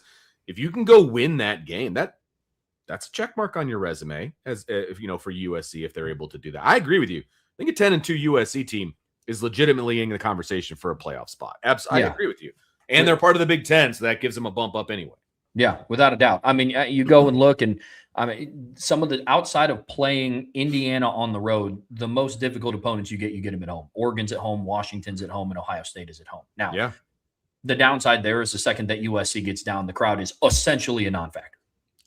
This is true. It's they're essentially a non-factor anyway, but to your point. Fair enough. Yeah. But that's how I look at this one, man, is USC has the potential to make a run for the playoffs and be an at-large bid. But at the end of the day, Vince, it comes down to who's driving the bus. And that person is Lincoln Riley. This feels like a rhetorical question, but can they ever actually be a dominant team under Lincoln Riley? I don't think that he's the leader that USC needs right now. I think if they're going to take another step, and I think they have it, they have the infrastructure to take a step, right? To take that next step. They do. say what you want about Chad Bowden and some of the things that he said and what he does, but he does deliver when it comes to recruiting. Generally, he does deliver. Probably needs to take a course on what to say in the media and things like that. But other than that, he's pretty good at it. Brisket. He's pretty good at his job. I mean, I'll give him that. And USC they're not super serious about their football program, but there's enough there that they can be, right? I mean, they're perfectly situated in a place where there's talent everywhere, right? They pretty much have like the kind of the Samoan population on lock. They all love USC. They've got California, they got the West Coast, they got Arizona. Like they're in a very fertile recruiting hotbed, right? They're always going to have a talented roster. They have a terrible leader. And as this is a great comment, by the way. ND Wine and Cheese says if Penn State's schedule was a person, it would be Lincoln Riley. Yeah, pretty much. That's not the kind of guy that I want to follow into battle if I'm a player. Okay. I don't want the guy that is trying to manipulate our schedule so that we can win some more games. Like that's not who you want to follow. That's not who you want to be. Because, in my opinion, your non-conference slate should get you ready for your conference slate.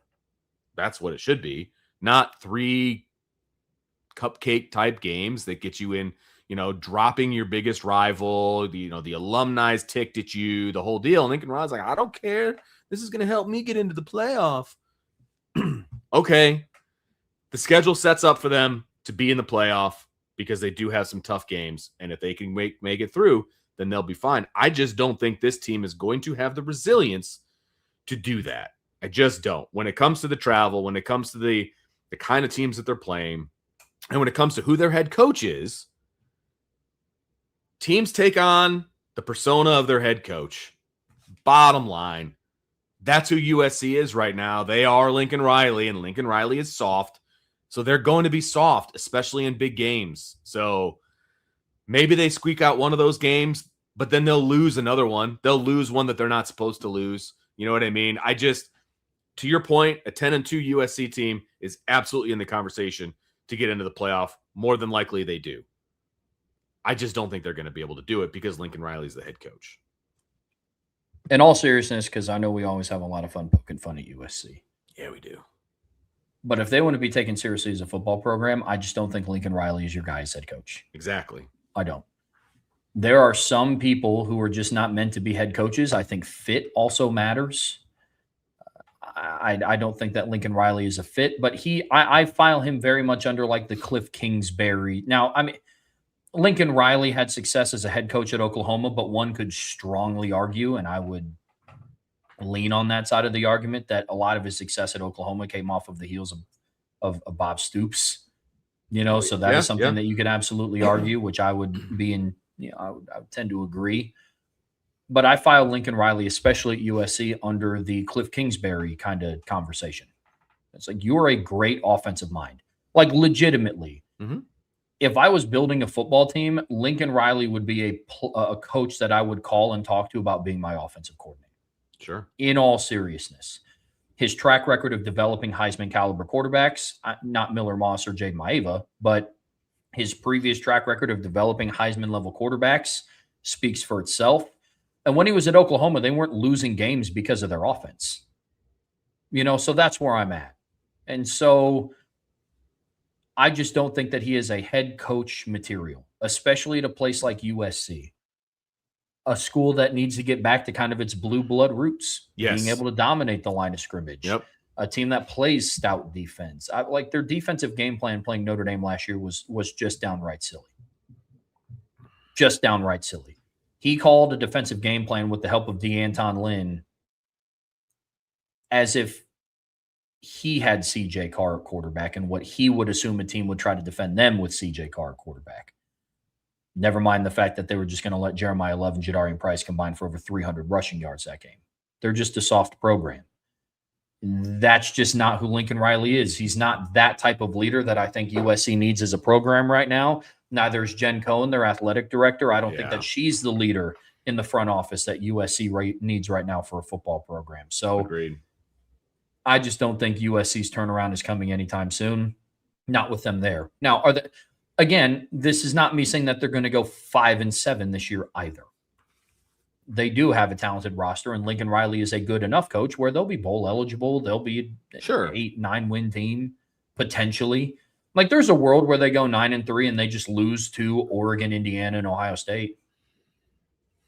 That wouldn't surprise me, and that would be on par with what Lincoln Riley has done since 2023. They lose to the teams that are better than them, and they beat the teams that they should beat. It's kind of where they're at. And they'll give one of those random teams a run for their money, like they did with Penn State in 2024, because like he is a good X's and O's offensive coach. But that's where I'm at with USC. I just don't think he's the guy. I think FanDuel nailed it. They got 8.5 for the wins this year for them, and I think that's perfect. I think they're staring at 8-4, but 9-3 wouldn't surprise me. And 9-3 doesn't get you in the playoff. Like, at 9-3, you're going to hear Lincoln Riley pushing for a 2014 playoff. You know what I mean? Like that's where we are with Lincoln Riley. It'll always be something's not fair, something's not right. Something should change so that we can get in. It's just not fair. The travel, the competition, the this, the that, the other.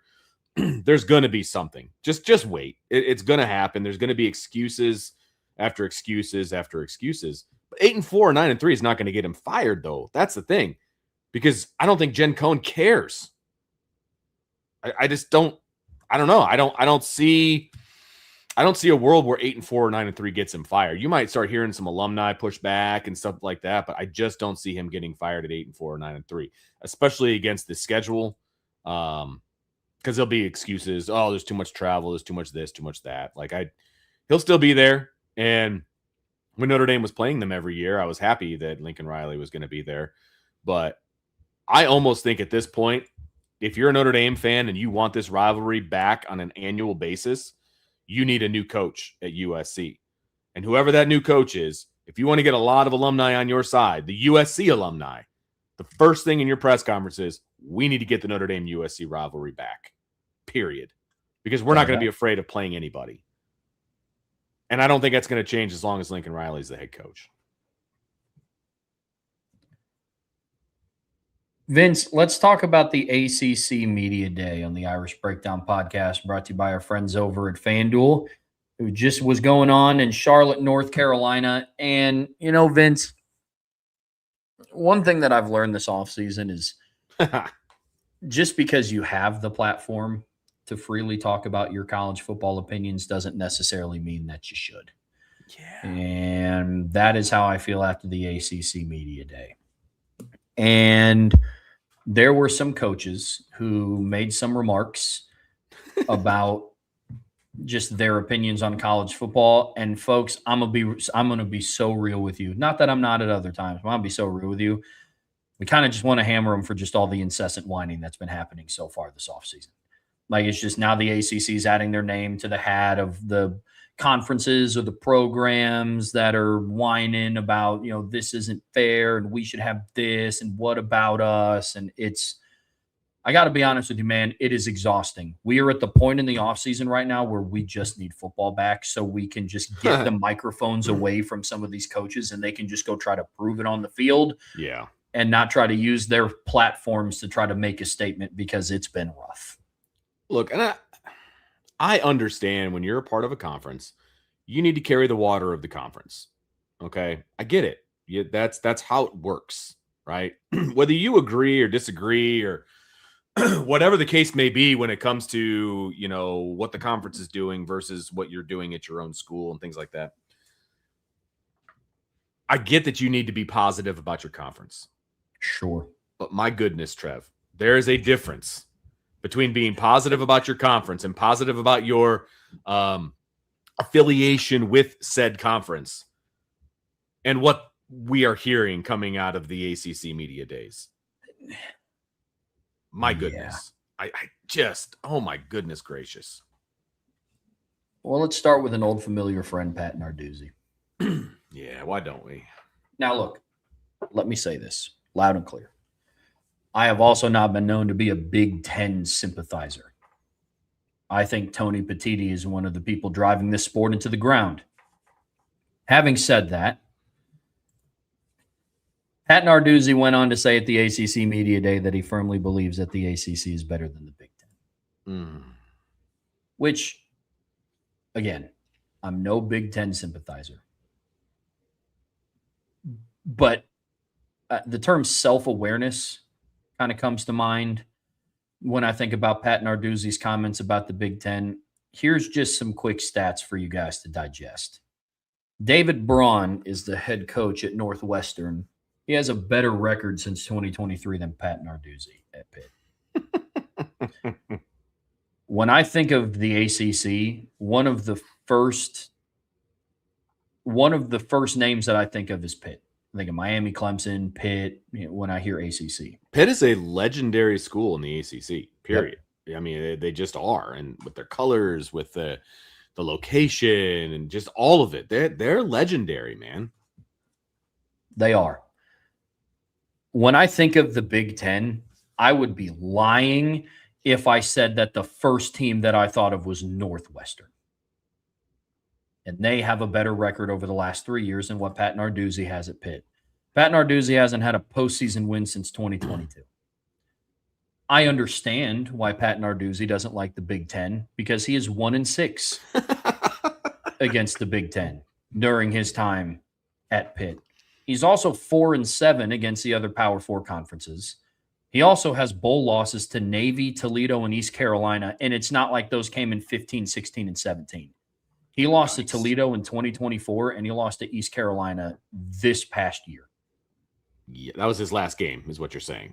Most recent game, he lost to the Pirates of East Carolina. Correct. Okay.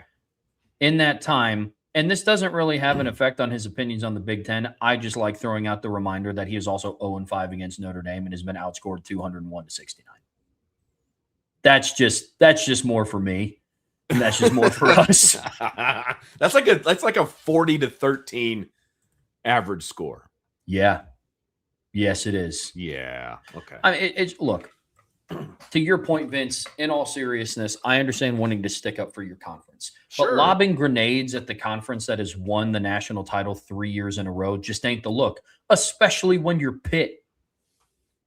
Like, if you want to be Dabo Swinney, who has multiple national titles, and you want to say something blasphemous like that, okay, at least you have a leg to stand on. But goodness gracious, coming from Pat Narduzzi, seriously, who's 1-6 against the Big Ten, and you're going to say the conference that you played in is harder and better than the Big Ten, that's just preposterous. How about, like, if you're trying to, like, hype up your conference, you did have a conference member play in the national championship game last year. Talk about them a little bit. Talk about the fact, and you don't even have to say the word Miami. You can just say, hey, the ACC represented in the national championship game. We're right there. We are ready to compete with anybody, anytime, anywhere. We're clearly good enough to make it to the national championship game. That's who we are. Something along those lines. But you also lost to a Big Ten team. Not Pat, obviously, but the ACC lost to a Big Ten team in the national championship game. So there's that. But to flat out say that the ACC is better than the Big Ten, and put the ACC next to the Big Ten in, like, power rankings or however you want to do it, it's really not that close, in my opinion.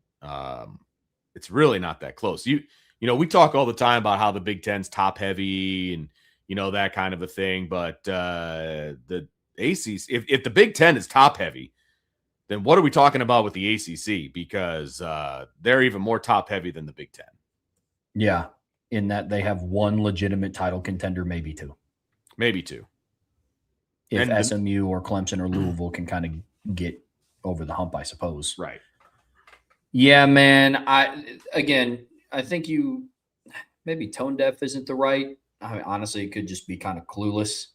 But the last 9 months have been kind of rough for Pat Narduzzi. He's talking about how he doesn't care if they lose to Notre Dame by 100 points. He's talking about how the ACC is better than the Big Ten. I mean, I think Andrew Gilmore in the chat brought up a good point. I mean, he is on the hot seat. I mean, with Virginia and Duke playing for the ACC title, the boosters at Pitt can't be happy. That's rough.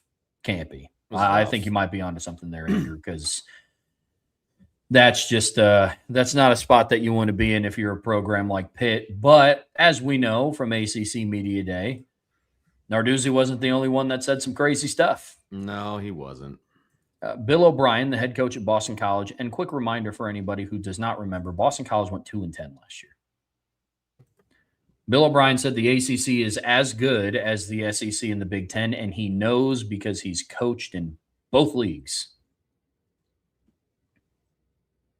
What do you think about that, Vince? I just wanted that to simmer for somebody for a second, like for everybody just to listen to that comment and just kind of take it in that the ACC is better than, right? He didn't say just as good as, and even if he did, it doesn't really matter. Better than the SEC and the Big Ten.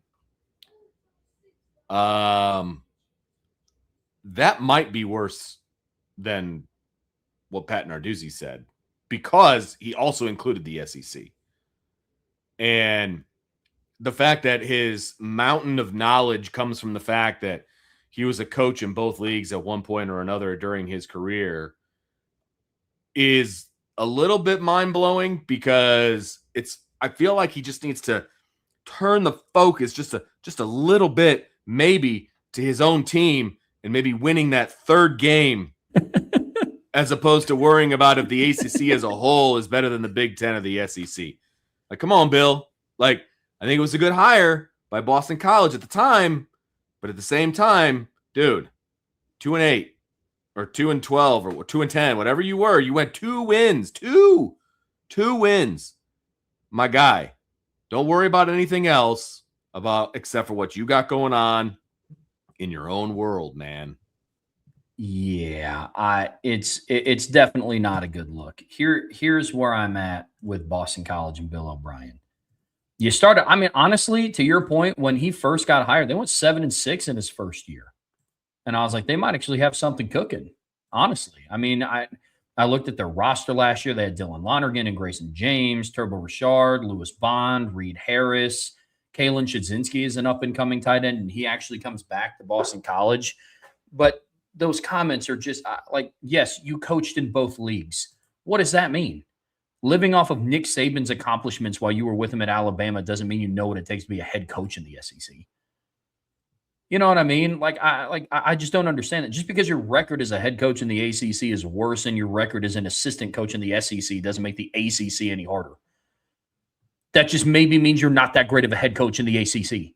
That's what that means. It doesn't mean the league is harder. That you're just this great coach, but the only reason why you're not having success is because the ACC is harder than the SEC. That blows my mind. That absolutely blows my mind. If that's the case and you've coached in all 3 conferences and knows what it takes to win in those conferences, why is your team ridiculously undisciplined, and why was it so bad in 2025? If you know what it takes. And Vince, to your point about picking up that third win, they might do it this year. FanDuel has their over-under win total set at 3.5. Woo, baby. So might happen. Hey, it might. It absolutely might happen. But that's just so tough, bro. Dude, if you're a head coach of a team that is coming off of a 2-win season, okay, all questions about anybody else, I'm not even answering. It's all about what we need to do to be better. It's all about us. I'm not answering questions about the league. I'm not answering questions about any other team, any other league, except, by golly, I'm happy to be here. I was actually surprised that they extended me an invitation because we only had 2 wins last year. I'm just glad to be here. Like, that's what I would have said. Like, we got a lot of work to do, and I wish I was back at the facility getting to work as opposed to talking to you fine people. Like, that would have been my mantra as I'm having conversations if I'm Bill O'Brien. Dude, you're not allowed to have opinions about other teams and other leagues right now, dude. Like, that is not where you have positioned yourself. You won 2 games last year. You need to focus on you a little bit more, okay? And you need to focus on the Eagles, nothing else. It blows my mind that these guys that have been in the profession for a really long time don't know how to not answer a question. You know what I mean? It's like, you didn't say off the record, and now you sound like a moron. And that's a problem. And if I was the AD for either one of the three guys we're going to talk about in this show, the first thing I'm doing is, boop, boop, boop, boop, boop, boop, boop. Dude, shut up. Stop talking. You're making us look worse than we are. We are a 2-win team. You are making us look worse than a 2-win team. Stop talking. And then I'd hang up my phone. Yep. And Andrew, you bring up a point in the chat about why the boosters aren't supporting him and giving him more NIL money. I don't know all of the weeds in it. I don't know if any of us have the answer to the question of why Boston College doesn't have more pride to support him. But when you have a returning roster with 2 returning quarterbacks and guys like Lewis Bond and Reed Harris and Turbo Richard, and then you get significantly worse. Yeah. What reason would boosters then have to pay you for 2026? To hope that you turn it around? Right. That's the thing, though. But Andrew, you're missing the point. It's 2-10 with no NIL. They had to pay NIL to get guys like Turbo Richard and Reed Harris and to go out and get Dylan Lonergan from Alabama. Like, they didn't just come to Boston College for free. Right. That's the point. And so you can't upgrade your roster and then go 2-10 with that level of talent and then go back and ask for more NIL money. Like, that's where I'm at. Mm-hmm. Like, that's the unfortunate situation with Boston College. Is you go 7-6 in year one, you go and ask for more NIL money, and you go from 7-6 to 2-10. Yeah. So then the boosters are going to come back and be like, well, we'll just give you more money so you can go 3-9. So you can go 4-8. Eventually, you got to produce. Yeah, you got to produce, and then you get more. Like, that's just how it works. That's how the product on the field works. Like, the reason why Notre Dame and Ohio State and Oregon won, it's partially because of their donor base. One of the reasons why IU had such a big turnaround was because they have the largest alumni base in the country. But like, one of the reasons is you have to give them a reason for the product on the field. Like, Kurt Cignetti made such a big splash in 2024 by getting IU to the playoffs that donors, like big donors like Mark Cuban, for example, are wanting to go out and be like, hey, we'll give you more money. Go get the pieces that you need. Yeah. So then they went and got Fernando Mendoza. They went and got Pat Coogan. They went and got other key pieces to add to their team. It got them over the hump. They went 16-0. Now, do I think a 16-0 undefeated season is on deck for Boston College if they get more NIL money? No. No, I do not. But they will. I can guarantee you they'd be better than 2-10, but you have to prove it with the product that you have on the field. Correct. That's where I'm at with Boston College. It's hard to go back and ask for more money. It'd be like going and asking your boss for a raise after you did 20% of your job. Like that's where that's kind of the difficult part that you're in here if you're Bill O'Brien in Boston College. The product on the field has to be better. In fact, the matter is the team last year was undisciplined. Yeah, they were, and it's not like they lacked the overall talent, especially on offense, to have a better season. I mean, they went and they scored 7 points on the road against Pitt. They scored 10 points against a not so great Clemson team. Scored 10 against Notre Dame, which you get, it's understandable. 13 against SMU. You know, it was so hit or miss with them. You can't lose 10 straight football games and then go back and ask for more NIL money. That's a really difficult ask to do for any booster. Like, even if you love Boston College, like, I got to go give more money to that guy. Like, that's what's tough about it. But Vince, as we know, it was also not just Bill O'Brien. Rhett Lashley, the head coach at SMU, had this one's interesting. Because I'm not as fired up about this one as Bill O'Brien or Pat Narduzzi's comments, because I think those are just really bad self-awareness. Right. This one is more so because there's a hot topic of debate about, you know, whether people believe that G5 teams should be in the college football playoff or not. Which, in full transparency, is an argument that I'm sympathetic to. Like, if a playoff is truly meant to be the 12 best teams in college football, it's hard for me to believe that James Madison and Tulane are of those teams. Where Rhett Lashley lost me, though, is he said that Duke deserved to be in the playoffs over James Madison. And I also don't know if Duke was one of the 12 best college football teams last year either. I understand they won the ACC, which is, again, why they put in the MOU to where if you just win your conference, you were in the college football playoff. Everybody likes to talk about Notre Dame's guaranteed bid. I saw it still, to this day, it's still getting talked about. I saw a post on X earlier today That was like, yeah, the only thing the MOU does is guarantee Notre Dame a spot. That's it. The playoff committee's already bent the knee to Notre Dame and yada, yada, So yada. not true. All they got to do is rank them 13th and they're out. Yes, 100%. And the MOU, the only thing that it does is not just grant Notre Dame a spot in the playoffs if they're within the top 12. It also grants if you just win a P4 conference, you were in the playoff regardless of ranking. So Duke would have been in last year if the rules for this season were applied last year. They weren't, so that's kind of that, not revisionist history, but we're playing out a scenario that just wasn't able to happen. Now, having said that, Rhett Lashlee, the head coach at SMU, said that Duke deserved to be in the playoffs over James Madison, one of the G5 bids. I will say it is funny that he used James Madison as the example and not Tulane, because earlier in the regular season, Duke lost to Tulane 34-27. So, as we know in the ACC, head-to-head matters, different conversation for a different day. But, Vince, what are your thoughts on what Rhett Lashlee said? Well, the reason Duke won the ACC is because of their convoluted tiebreakers and everything else. The question is, should Duke have won the ACC in the first place? Should they even have been in the title game in the first place? They had 5 losses. 5 losses. Like that is not a team that belongs in the hunt for the national championship. I don't care that you won your conference. It makes no difference to me. You can't lose to UConn. You can't lose to Tulane. You can't have those losses on your record and be like, yeah, we deserve to be in. No, that's it's just a bad take on Lashlee's part. Now it is it is more of a carrying the ACC's water in a logical way than the other 2 boneheads that we're talking about today, because with the new system, they would get in. And so he's not really going too far out on a limb. My follow-up question, if I was a reporter, when he said that Duke should have been in, like, well, do you think Duke should have been in the conference championship game in the first place? And then let's find out what he really thinks about the tiebreaker situation and what that looks like, because SMU was better than Duke. Obviously, Miami, Miami was better than Duke. Like there were multiple teams that were better than Duke that belonged in, and they didn't. So the problem is the people that you have playing for your title game, and there's no reason that they should be involved in your title game at all.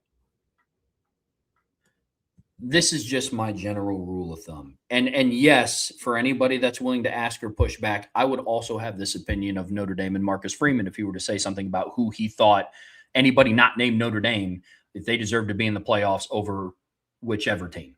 Okay. I don't think you get a say in who you believe should have made the playoffs as a head coach of a college football team if your team did not make the playoffs. That's where I'm at. I don't think that that's something that you get to have a conversation about. Well, I thought Duke should have been in because they're in the ACC. And it's like, yeah, but like you're saying they should have been in over another team that made the playoffs and your program didn't make the playoffs. And the one playoffs that you did make, you got decimated in Happy Valley. Just absolutely cooked in Death Valley. So much so that it gave your quarterback PTSD for the first 5 games of the 2025 regular season. And then he started to work his way out of it. And now Kevin Jennings is back to kind of being who he was pre-Penn State decimation. That's your playoff track record here, Rhett Lashlee. Like, that's how I view this. I think there are some coaches that have the right to have an opinion of that. Let me rephrase. Everybody has the right to their own opinion, I suppose. But to have the wherewithal to vocalize that opinion, I'm just not on board with that, man. Like it's exactly. Timecone brought it up perfectly. He said Marcus Freeman would wisely avoid that question. I don't think he would have answered it and would have gave a professional kind of like a political answer of like whoever the committee views to be in should be in. We're focused on making sure that our name is in that conversation this year. We're putting in the work to make sure that we're one of the 12 names listed and not leaving it up to a committee or up to chance or leaving it out of our hands. That's why we're leave no doubt. He would give some sort of answer like that. I don't love when coaches who didn't make the playoffs sit and talk about who should have been in and who shouldn't have been in. That's why I didn't give much airtime to it when Steve Sarkisian started talking about who should have been in the playoffs and who's doing this. Like, it's why I don't give a whole lot of thought to coaches like, Brett Bielema and Eli Drinkowitz being like, it should be 36 teams. It's like, yeah, so then that way your programs get in. Duh. Like, that's how I view that one, man. I just thought the comments overall were just a little silly. You are correct that everybody is entitled to their opinion, but it doesn't mean we can't comment on it, because your opinion doesn't mean that you're right. And if anybody asks, when I say I don't like Rocky, they think I'm wrong. Same thing. If I went out, that's also one thing that I would not say at a press conference. You know what I mean? Because I'm going to put that out there. Yeah, you wouldn't say it at a press conference with Sylvester Stallone there. Correct. Right, 100%. Like, why are you going to ACC Media Day, where you're supposed to talk about your own program and what's going to happen, and you bring some guys with you, and you're hyping up your group and your guys and your schedule and all these different things? Why would you go down that road?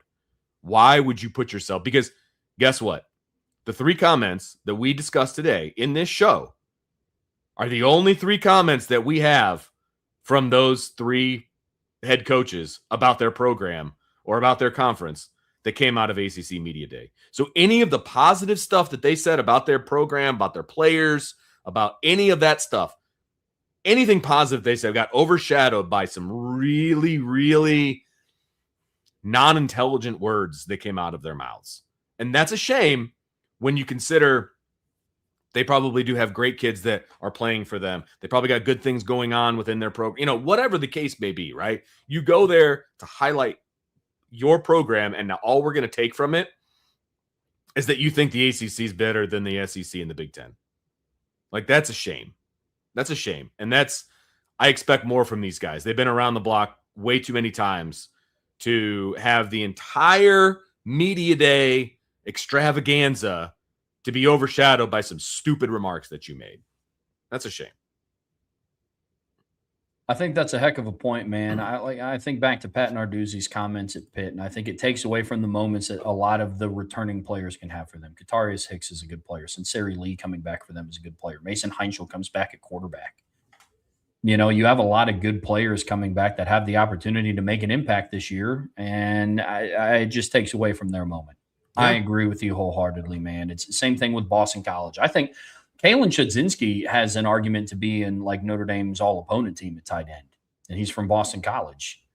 But he's out for the year now. But yeah, unfortunately, which stinks. Yeah, but I look back at some of the comments that were made at the ACC Media Day, and I will end it with this.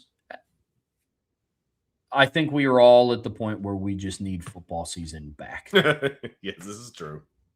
Yeah, like that's what's unfortunate about it is, you have these coaches that they've had too much airtime. It's been a very, very, very, very eventful offseason.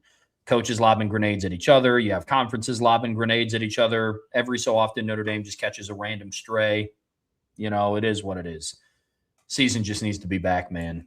And this all needs to start playing itself out on the field at the end of the day. That's what I'm a firm believer in. That's why I love college football, is it can just all be sorted out on the field. And everything that I talked about today. I've had a very opinionated view in today's show. But it's everybody that I knocked on. Yeah. Bill O'Brien has the opportunity to go out and prove me wrong. Like, he does. He has the ability to go out and show the boosters why he deserves more NIL money. We can have a conversation whether I think they're going to do it, but he has that opportunity. Jaden Maeva has the opportunity to go out and show me that he's a top 5 college football quarterback. Do I think he's going to do that? No. But he has the opportunity to prove me wrong. Lincoln Riley has the opportunity to prove a lot of people wrong, myself included. Pat Narduzzi, I guess, has the opportunity to prove people wrong in theory. Do I think he's going to? Absolutely not. But that's the beauty about college football, is you have the opportunity to go out and prove it on the field, and I think everybody just needs the season here sooner rather than later, that's for sure. Vince, we're taking home today's show with a Friday free-for-all mailbag here, or Friday free-for-all mailbag, daily mailbag on the Irish Breakdown Podcast, brought to you by our friends over at FanDuel.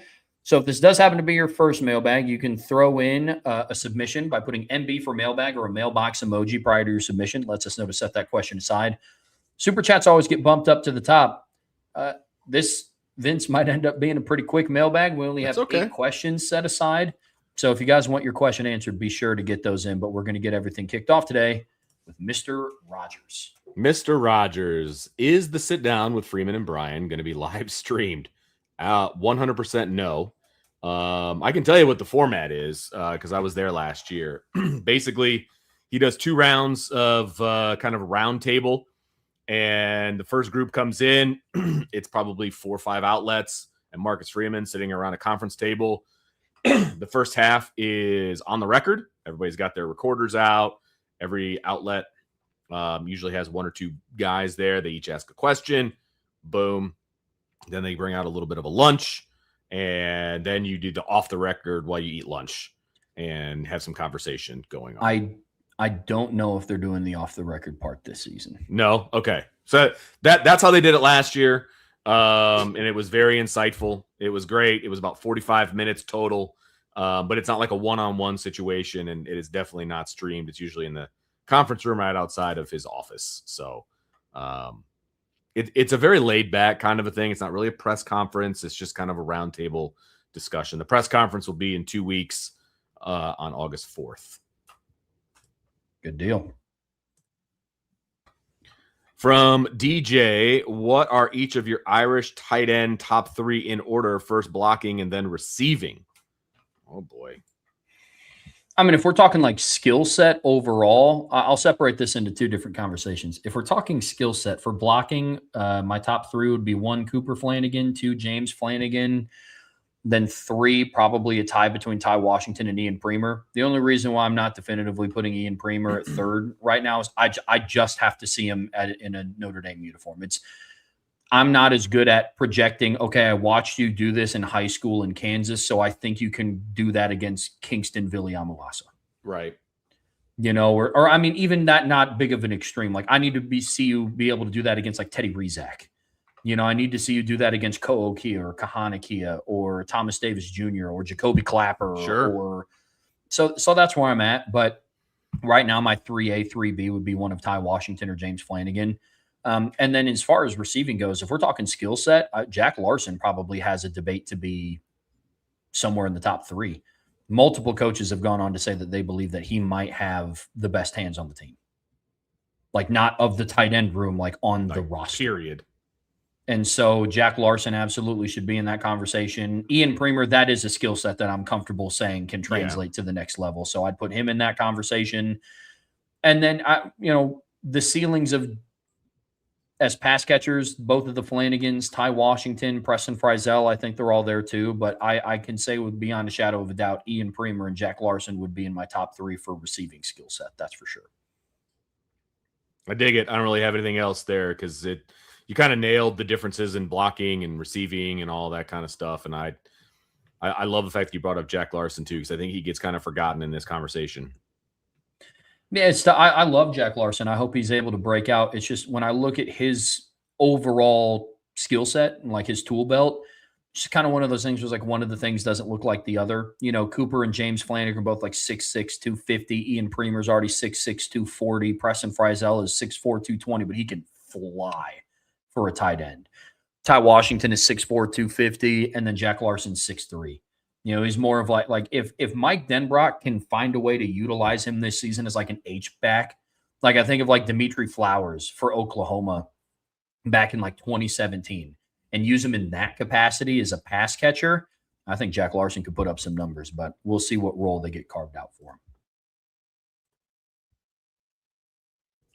Andy Wine and Cheese, would you guys say our weakest room in 2016 is stronger than almost all of their respective rooms since 2000? Then all of the rooms, like there's been some strong rooms in the past in the last 25 years with their respective. So I think, and Andy Wine and Cheese, I've seen you in the chat, so correct me if I'm wrong here. I'm interpreting this as like, you know, with the 26 linebacking room, how we had that ranked 4th. Is that higher than any respective linebacker room since 2000. Not like just any position group on the room. I think it's respective to the position group. Okay. I think that's how I'm taking this. My answer is still, I would not say that it's stronger than almost any respective, because like, let's talk about the running back room. The running back room was our weakest on offense. It is not stronger than the 2025 running back room that had Jeremiah Love and Jadarian Price. Or 25 or 24. Yeah. I mean, yeah. Exactly. I mean, it's the 2025 running back room was Aeneas Williams, Keedron Young, and Nolan James Jr., but it also had Jeremiah Love and Jadarian Price. You know what I mean? I think about like linebacker. That one you could like make an argument for. Like there's a world, because 2015 you had Jalen Smith, but starting alongside him you had Joe Schmidt. In 2012 you had Manti Te'o, but then starting alongside him was like Danny Spond and Dan Fox and Carlo Calabrese. I think back to 2018, no, because you had Drew Tranquil and Tavon Coney. So no, my answer for both of those, Endy Wine and Cheese, is no. This is a very talented roster, but when you start comparing it respected to all the rooms since 2000, like the weakest one just doesn't stack up. That's where I'm at with this one. Yep, I agree. It's revisionist history to a degree to even think that this is a possibility and that Notre Dame has been awful beforehand. Like if this was maybe 2024. And we were doing an IU podcast and we were talking about the rooms and we were talking about how good we think they could be and blah, blah, blah. And are they better than any time in the past of IU? Okay, yeah, let's have that conversation because they were the worst team in college football. Notre Dame has not been the worst team in college football. So there's been some strong rooms in the past 25 years for sure. USMA 87, rewatched the blue gold game. Yes, I know it was vanilla play calling. My observation, good on good, defense dominated. How much do you read into that on both sides of the ball? Yeah, USMA, I think you kind of answered it in the first part. It was a very vanilla game plan. Like it was very intentional. Now, as somebody who loves observing the X's and O's of the game and as somebody who really wants to, like, what I have to work on in this job setting, window into my mentality here is like, I want to see all of it in like the blue gold game. I want to see all of it, the offense at full force in the Jersey scrimmage. And that's just something that I'm not going to see. And I'm going to have to wait to see that until September 6th and then September 12th and then September 19th, then September 26th, and then so on and so forth. You guys get the picture. But how much do I read in on it? I think with it being a vanilla game plan, the fact that the offense was still able to go out and put up points is promising. This is a very talented roster. I don't think that this means that I'm not reading into it, especially in the blue gold game. I'm not reading into it that, the defense is just going to be miles ahead better. There's some things that both sides of the ball have to work on. But you also have to think, we didn't see Jaden Greathouse on the offense. We didn't see Aeneas Williams in full capacity. We didn't see Leonard Moore on defense. We didn't – that was going to be my point. There were so many guys that sat out that game. Rightfully so. Abundance of caution, right? There were so many guys that, like, what you saw in the blue gold game, it's not really going to be what you're going to see in the fall. That's the best way I can put it. No, there's a lot missing. And there's things that you see in the blue gold game that just don't translate to in season, good or bad. Right. Deshaun Kaiser looked terrible. Oh, he's awful in the blue gold game. Not indicative of how he played in 2015, though. Yeah. You know what I'm saying? Like Junior Jabby went off in one blue gold game back in the day, and the running back rotation was still Armando Allen, James Aldridge, and Robert Hughes. Junior Jabby did catch a big screenplay against Stanford in 2007, though. I do remember that. Well, there you go. But again, not indicative of how that goes. So I wouldn't read too much into it. Notre Dame was very intentional around not putting a whole lot out there in the blue gold game this year. And they always will be. You're never going to see much of what you're going to see in the fall during the spring. Yep, 100%. Another one from DJ. We got 3 defensive linemen from the portal. Is it possible that none of them will start? Yeah, it's possible. This is a very deep defensive line room. I would be shocked if, I don't want to say shocked. I'd be a little surprised if one of them doesn't start, especially the guys in the interior between Francis Brew and Tion Gray. I would be surprised if neither of them started, but not beside myself shocked. I mean, if Armel Mukum takes that jump in fall camp, I absolutely could see the starting defensive tackles being Jason Onye and Armel Mukum, excuse me. And I think the starting defensive ends right now is Boubacar Traore and Bryce Young. And I think it's Bryce Young's spot to lose at big end. Having said that, Keon Keeley rotated in with Boubacar in the spring. He didn't rotate in with Bryce. There were sets sometimes that we would see Keon on the field with Bryce. And so is it possible none of them start? Yeah, I don't know if I'm willing to predict that. But, I mean, I think that more so tells you the quality of Notre Dame's defensive line than it does the quality of the transfers. I mean, if you're in a world where you can bring in Tion Gray, Francis Brew, and Keon Keeley, and they don't have to start for you, I think that should tell you how deep and how nasty this defensive line could be this year. Yep, I completely agree, because in other years, they're starting. Maybe not all three of them, but probably 2 out of 3. So, yeah, that is indicative of the depth at that position for sure. Yeah, with that, I mean, in 2023, they brought in Javonte Jean-Baptiste, and then he became their best defensive end. Right. If they brought in Javonte Jean-Baptiste in 2026, I don't know if he starts. Yeah, exactly.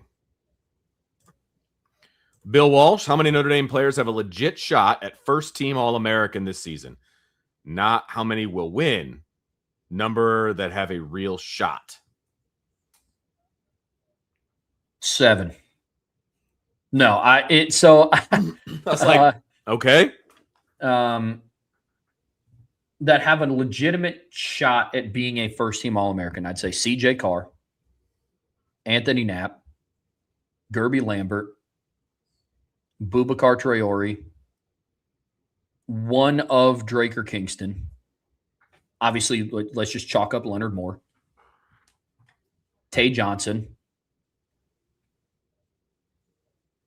Okay, well, 7. That's I mean, 8 if you count both linebackers. I mean, yeah. It says have a shot. Yeah, I mean, so we're up to 8 there. I mean, Adon Schuler has a real shot. Christian 9. Gray has a real shot. DJ McKinney has a real shot. Like, there's a lot of players on Notre Dame's roster. We did a show about it the other day about just all the potential All-American candidates. And here, let me see if I can try to find the outline for that show. I mean, it was it has to be extensive. I mean, they all have a shot. Like, that's a thing. Yeah, like the list is long, guys. I mean, to have an actual shot at winning, and who knows? Then you start getting into the conversation. Well, what if Ashton Craig puts together a fully healthy season? Yep.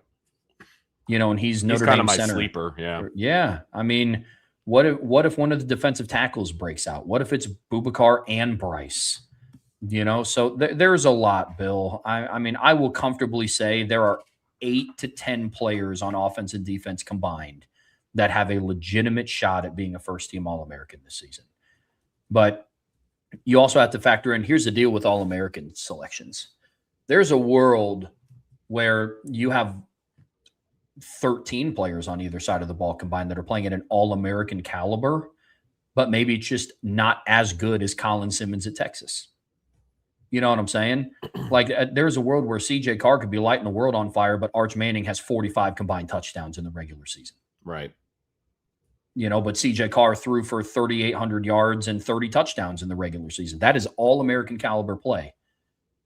But if Arch Manning is like the runaway favorite to win the Heisman Trophy at the end of the year, this is just a hypothetical, not predicting it. You know, CJ Carr is also one of the favorites to win the Heisman. He is the favorite on FanDuel to win the Heisman. Yeah. There's a world where that's just kind of how it shakes out. I mean, for whatever reasons that I do not know, Xavier Watts wasn't a unanimous All-American in 2024, even though he was a better football player. He was a unanimous All-American in 23, but he was only a consensus All-American in 24. You know, so like sometimes you just have voters that swing that way. But I say all that to say there's a good amount of people that have a legitimate shot. Yep. Time cone. Does Lincoln Riley have more wins than Narduzzi in 26? Well, no. Pitt this year, they start the season off with Miami of Ohio, UCF, Syracuse, and Bucknell all at home. They don't play their first road game until October 2nd. Then they travel to Virginia Tech and play them on Friday night. And then they host North Carolina. Then they have back-to-back road games against Boston College and Miami. And then they finish the season off with Georgia Tech, Florida State, Louisville on the road, and Cal on the road. USC's schedule is tougher than that. Very confident in saying that. At home, USC gets San Jose State, Fresno State, the Louisiana Raging Cajuns, Oregon, Washington, Ohio State, and Maryland. On the road, they have Rutgers, Penn State, Wisconsin, Indiana, and UCLA. As of right now, I'll probably say that USC ends up having more wins than what Pitt does. I think Pitt has the easier schedule. I think USC has more talent on their overall roster. And I think from an X's and O's standpoint, like, I don't know if Lincoln Riley is the right head coach at USC. I think he's soft. I also think he's a better head coach than Pat Narduzzi.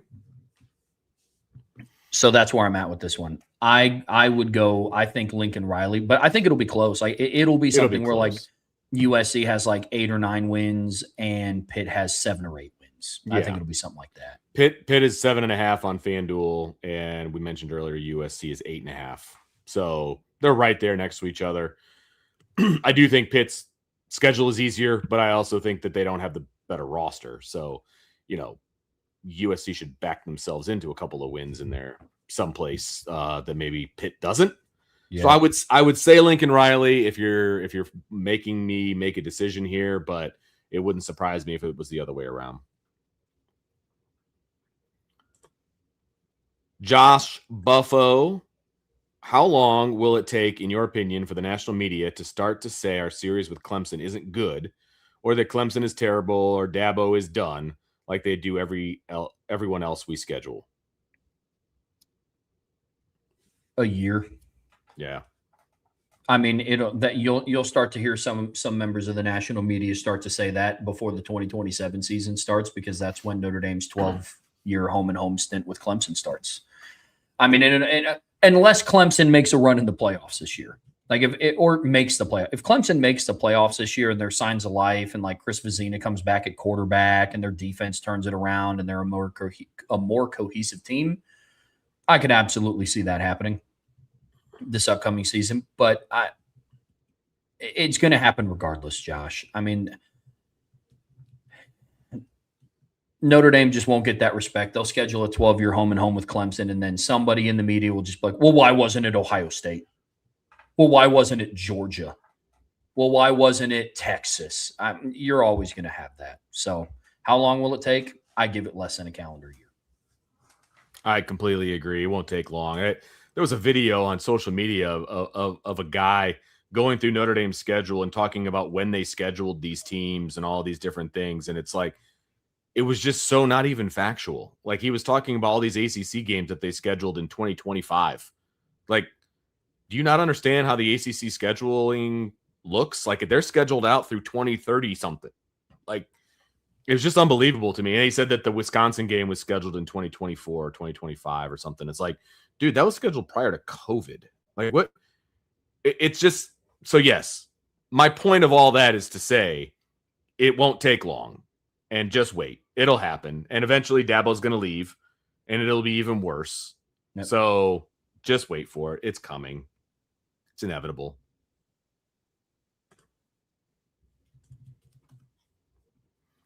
Time Cone, do you think teams will start leaving Power 4 conferences because they can't keep up with the NIL? This is how 32 or 48 team Super League could come about. No, I don't think so. Because, I mean, look, here's the deal. If you can't compete with NIL, you're going to be relying on things like, as of right now, the current state of college football. You want to be a part of those P4 leagues so you can get some of the trickle-down money from your teams making the college football playoffs, because that money gets kicked back into the conference. Like, you're also going to want to make as much revenue as possible on the TV deals that get split up revenue-wise for the conference.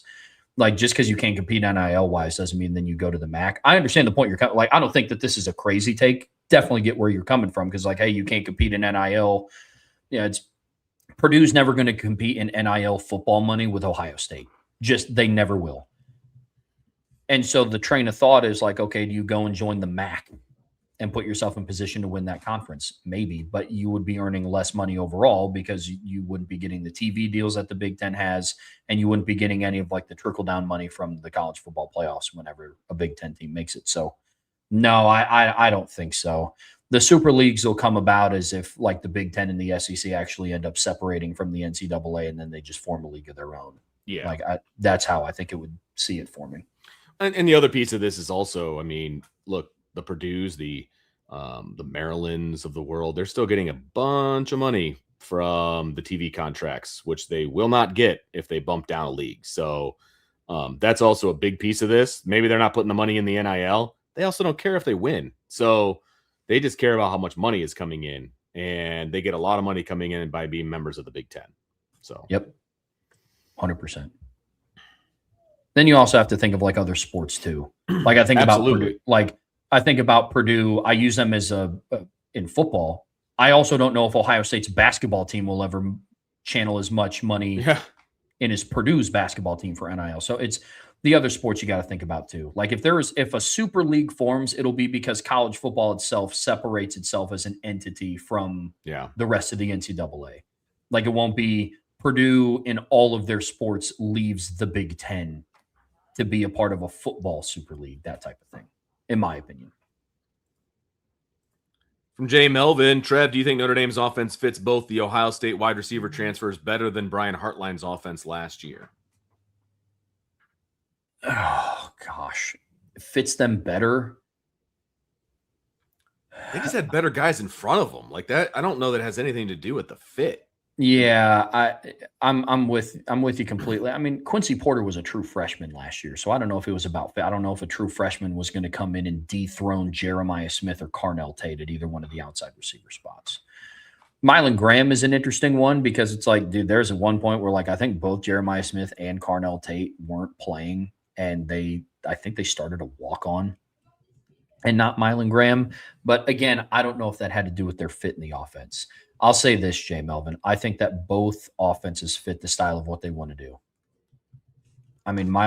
We've had a sample size for years with Ohio State having big-bodied boundary receivers and them having success in Columbus. Now I think of Marvin Harrison Jr. I think of Jeremiah Smith and what he's doing right now. Quincy Porter absolutely fit that bill of the big-bodied, strong, contested catch boundary receiver that they've had over the years. We've seen dozens of Mylan Grahams come through Ohio State in turn, like build, like the 6'6", 6'1", 190-pound, shifty, good after the catch receiver. We've seen a lot of that at Ohio State. We've also seen it at Notre Dame. Look what Malachi Fields did in the boundary this past season. You know, like I think of other Mike Denbrock-led offenses that have had receivers like that. You know, the Chris Brown, Amir Carlisle, Will Fuller years. You know, Mylan Graham can kind of fit that mold. I think of, you know, what Mike Denbrock did last year with Malachi Fields in the boundary. Quincy Porter fits that too. So I don't know if it's a conversation of like who's doing it better, but that's your point's valid. He said in the chat, you know, he wasn't a fan of his play calling, which that I'm on board for, but that's I think different, it was also though. Exactly. So that's where I'm at with that one. From DJ, what do we know about Sanders? Don't remember hearing much, and he isn't being talked about like he's playing. Is he injured? DJ, are you talking about Jaden Sanders?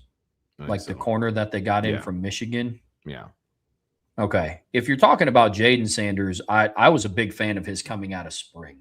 One thing that we talked about in the spring, and one thing that I mentioned was the fact that it's like, hey, look, everybody's talking about, you know, the transfer they're getting in from Colorado and what DJ McKinney can do for this defense. And I think Jaden Sanders did a heck of a job this spring of saying, well, hey, you guys also got another transfer corner, and it's me.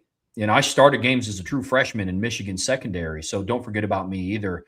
To give you a quick window in, and I'm curious to see how they use him this fall and in fall camp, but he played all three positions. He worked in at nickel, he worked in at field, and he was the starting boundary corner when Leonard Moore sat out of the blue gold game. So no, I don't think that he's injured. At least I haven't heard anything about it, so I don't want to speak that out there. But no, I think Jaden Sanders is going to contribute this year in some way. Jason Rose, Notre Dame missing the playoffs last year could end up being a blessing in disguise. It allowed the players to have a longer recovery time, more focus on the transfer portal, etc. Thoughts? That's I don't know if I'm ready for me. Yeah, I don't know if I'm ready to call it a blessing in disguise. I'm not also going to sit here and say that there were zero benefits to Notre Dame missing the playoffs. I mean, it's because the counter to that is they missed out on millions of dollars. Like, you know what I mean? And a chance at a title run too, yes, by the way. They missed they left out one of the hottest teams in college football from ending their championship droughts. So a blessing in disguise, I'm not ready to be there, but there were some benefits. You get more recovery time. You had players that had more of it. Like I think of Jordan Faison, who elected to not play lacrosse. He had more time to think about that this offseason in comparison to if Notre Dame made a playoff run, they get back from Miami Gardens where the national title game is played. And then like the next week he's at lacrosse practice. So players like that had more time to make an informed decision. The transfer portal process was significantly easier. But even then, with like more time to focus on the portal, it's like teams that made the postseason still had the opportunity to enter the portal, even with playing in the playoffs. So I'm not ready to call it a blessing in disguise, but there were some benefits if you want to look at certain things like that.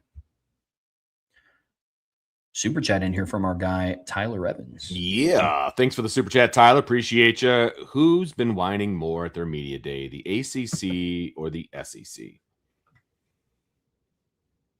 I have not read too much into how the SEC media day went or is currently going. As of right now, it's going to take a pretty big sample size of whining from the SEC to dethrone the ACC's media day. So by default, I'm going ACC. Yeah, it's ACC for me too. And I don't even know if I would consider what the ACC is doing as whining. I think it's more just moronic statements. Like it's not even whining. But to your point, Tyler, they sound like whiny babies. So just great question. And I'm sure we'll hear stuff out of the SEC, but there's no way anybody from the SEC is going to say something as dumb as the three that we talked about on the last show from the ACC. There's just no way. I can't even think of anything that they could say that would top that. No. And the only thing the SEC would whine about is either the Big Ten or other teams within their conference. Right. Riley. Hypothetically, if Notre Dame was forced into the Big Ten, do you think that other fan bases would claim we have an advantage over everybody if we started winning back-to-back conference championships? I don't think so, because I don't know what that advantage would be if Notre Dame was forced to join the Big Ten. You strip away all your advantages by joining a conference. That's why they're not doing it. Yeah. So I don't like, look, would there be people upset? And would there be people that are going to come up with reasons why it's not fair and all that? Sure. But the bottom line is the advantages go out the window when you join a conference. Yeah. I don't know what the advantage Notre Dame would have in that sense. But especially if Notre Dame joined a conference and started winning national championships, it would in fact be the opposite. I think you would see some, not all, you would see some people talk about, we just didn't think that they'd be able to do it. And they did. I had a buddy tell me one time that if Notre Dame joined the Big Ten, they'd be lucky to go 7-5. And then we just stopped having a conversation because there was nothing that I was going to say that was going to sway him. That is one of the most asinine things I've ever heard. But whatever. It was nuts. You could line up the best Big Ten, the 7 best Big Ten teams, or I guess they play 9. The 9 best, just rank them. Power rankings, boom, boom, boom, boom, boom. Notre Dame's not going 7-5. Nope. Period. It's not going to happen. So, just stupid. From Jay Melvin, Vincent Trev, is Notre Dame D-line recruiting and on-the-field production about to get freakishly unreal? I think so. I mean, based on what they're doing on the recruiting trail, Charlie Partridge, since he got to South Bend, got commitments from Abraham Cisse, David Foloruncho, Aiden O'Neill, and Jackson Vaughn. And then we'll see what Braden Park's decision is going to be on Thursday. If you're on the message boards, you know how we feel about it. Boards.irishbreakdown.com. Highly recommend you guys sign up for that, especially with fall camp coming around the corner. But I think the on-field production is really about to take a step up. I loved a lot of the things that I saw during spring training, and I think that carries over. So, I think it's about to get freakishly unreal. Yeah, no, I agree. Everything I've seen, it feels like every time I do a recruiting commitment show, it's on a big defensive lineman, it feels like. And I just don't see how that can't continue to happen and that not raise the play on the field as well. And so, yeah, I'm excited about this D-line. There's a reason we had number one. From Bobo, buy, sell, hold Tommy Carr starts 4+ games this season for Michigan. Buy. Really? Buy. Wow. No kidding. I think that there's a world where Bryce Young doesn't elevate as a passer. They start to, no pun intended, but also pun intended, give him the keys to the car. Thank you. I could see a world where that happens. Some of the reports coming out of spring was that Tom, I'm trying to get better at it, dude. We're trying. Gosh, what are we now? You're right about there, buddy. Due date is 65 days away, assuming she goes full term. There you go. So we're getting there. I'm about to give you this book. I might need to get there. But having said that, I think that based on some of the reports that I heard coming out of Michigan's camp out of the spring, Tommy Carr looked the part of a starting quarterback. And if Bryce Young doesn't elevate as a passer. Now, here's the other piece. Bryce Underwood. Yep, Bryce Underwood. What did I say? Bryce Young. So used to saying Bryce Young. Yeah, I know you are. There's a world where Bryce Underwood doesn't take the next step as a passer, but the caveat to that is also in the spring, you're not going to utilize his best weapon as of right now, which is his legs. But as of right now, I'm gonna buy that. I'm going to sell it just because, and I'm not selling it for an on-field. Like if this was 20 years ago, I would buy it. I think they have so much money invested in Underwood that it's going to be hard to pull him off the field without giving him one more season to try to figure everything out. A year from now, this is a huge buy for me because I don't think Bryce Underwood's going to figure it out. I don't think he's going to be the level of the quarterback that Michigan needs, and I think Carr will be ready to take it over. So that's why it's a sell for me. It's totally a money and a financial business decision to keep Underwood under center, behind center. I think a lot of college football is played that way, unfortunately, and there's a lot of money sunk into Underwood. So I think they're going to let him. I think they'll let him go. Barring injury, of course. Well, folks, that's going to do it for us here today on the Irish Breakdown Podcast, brought to you by our friends over at FanDuel. Believe the guys are going live tonight on IB Nation Sports Beat, 5:05 p.m. Quick, just kind of, operating note here. We will be going live at noon the rest of the week. We're making a strong push to get this magazine wrapped up and finished. That's on the verge of being done. Really exciting stuff. Hop on over to Premium Message Boards at irishbreakdown.com. Fall camp is right around the corner. Big recruiting news coming up later this week with Braden Park's decision coming on Thursday at 5 p.m. On your way out of this show, be sure to hit that like, hit that subscribe, hit that notification bell, share this podcast with your friends, family, anybody that you know loves Notre Dame and college football as much as you do. But as always, like I said, best way to support what we do here, subscribe to the Premium Message Boards at irishbreakdown.com. So until next time, that's Vince. I'm Trevor.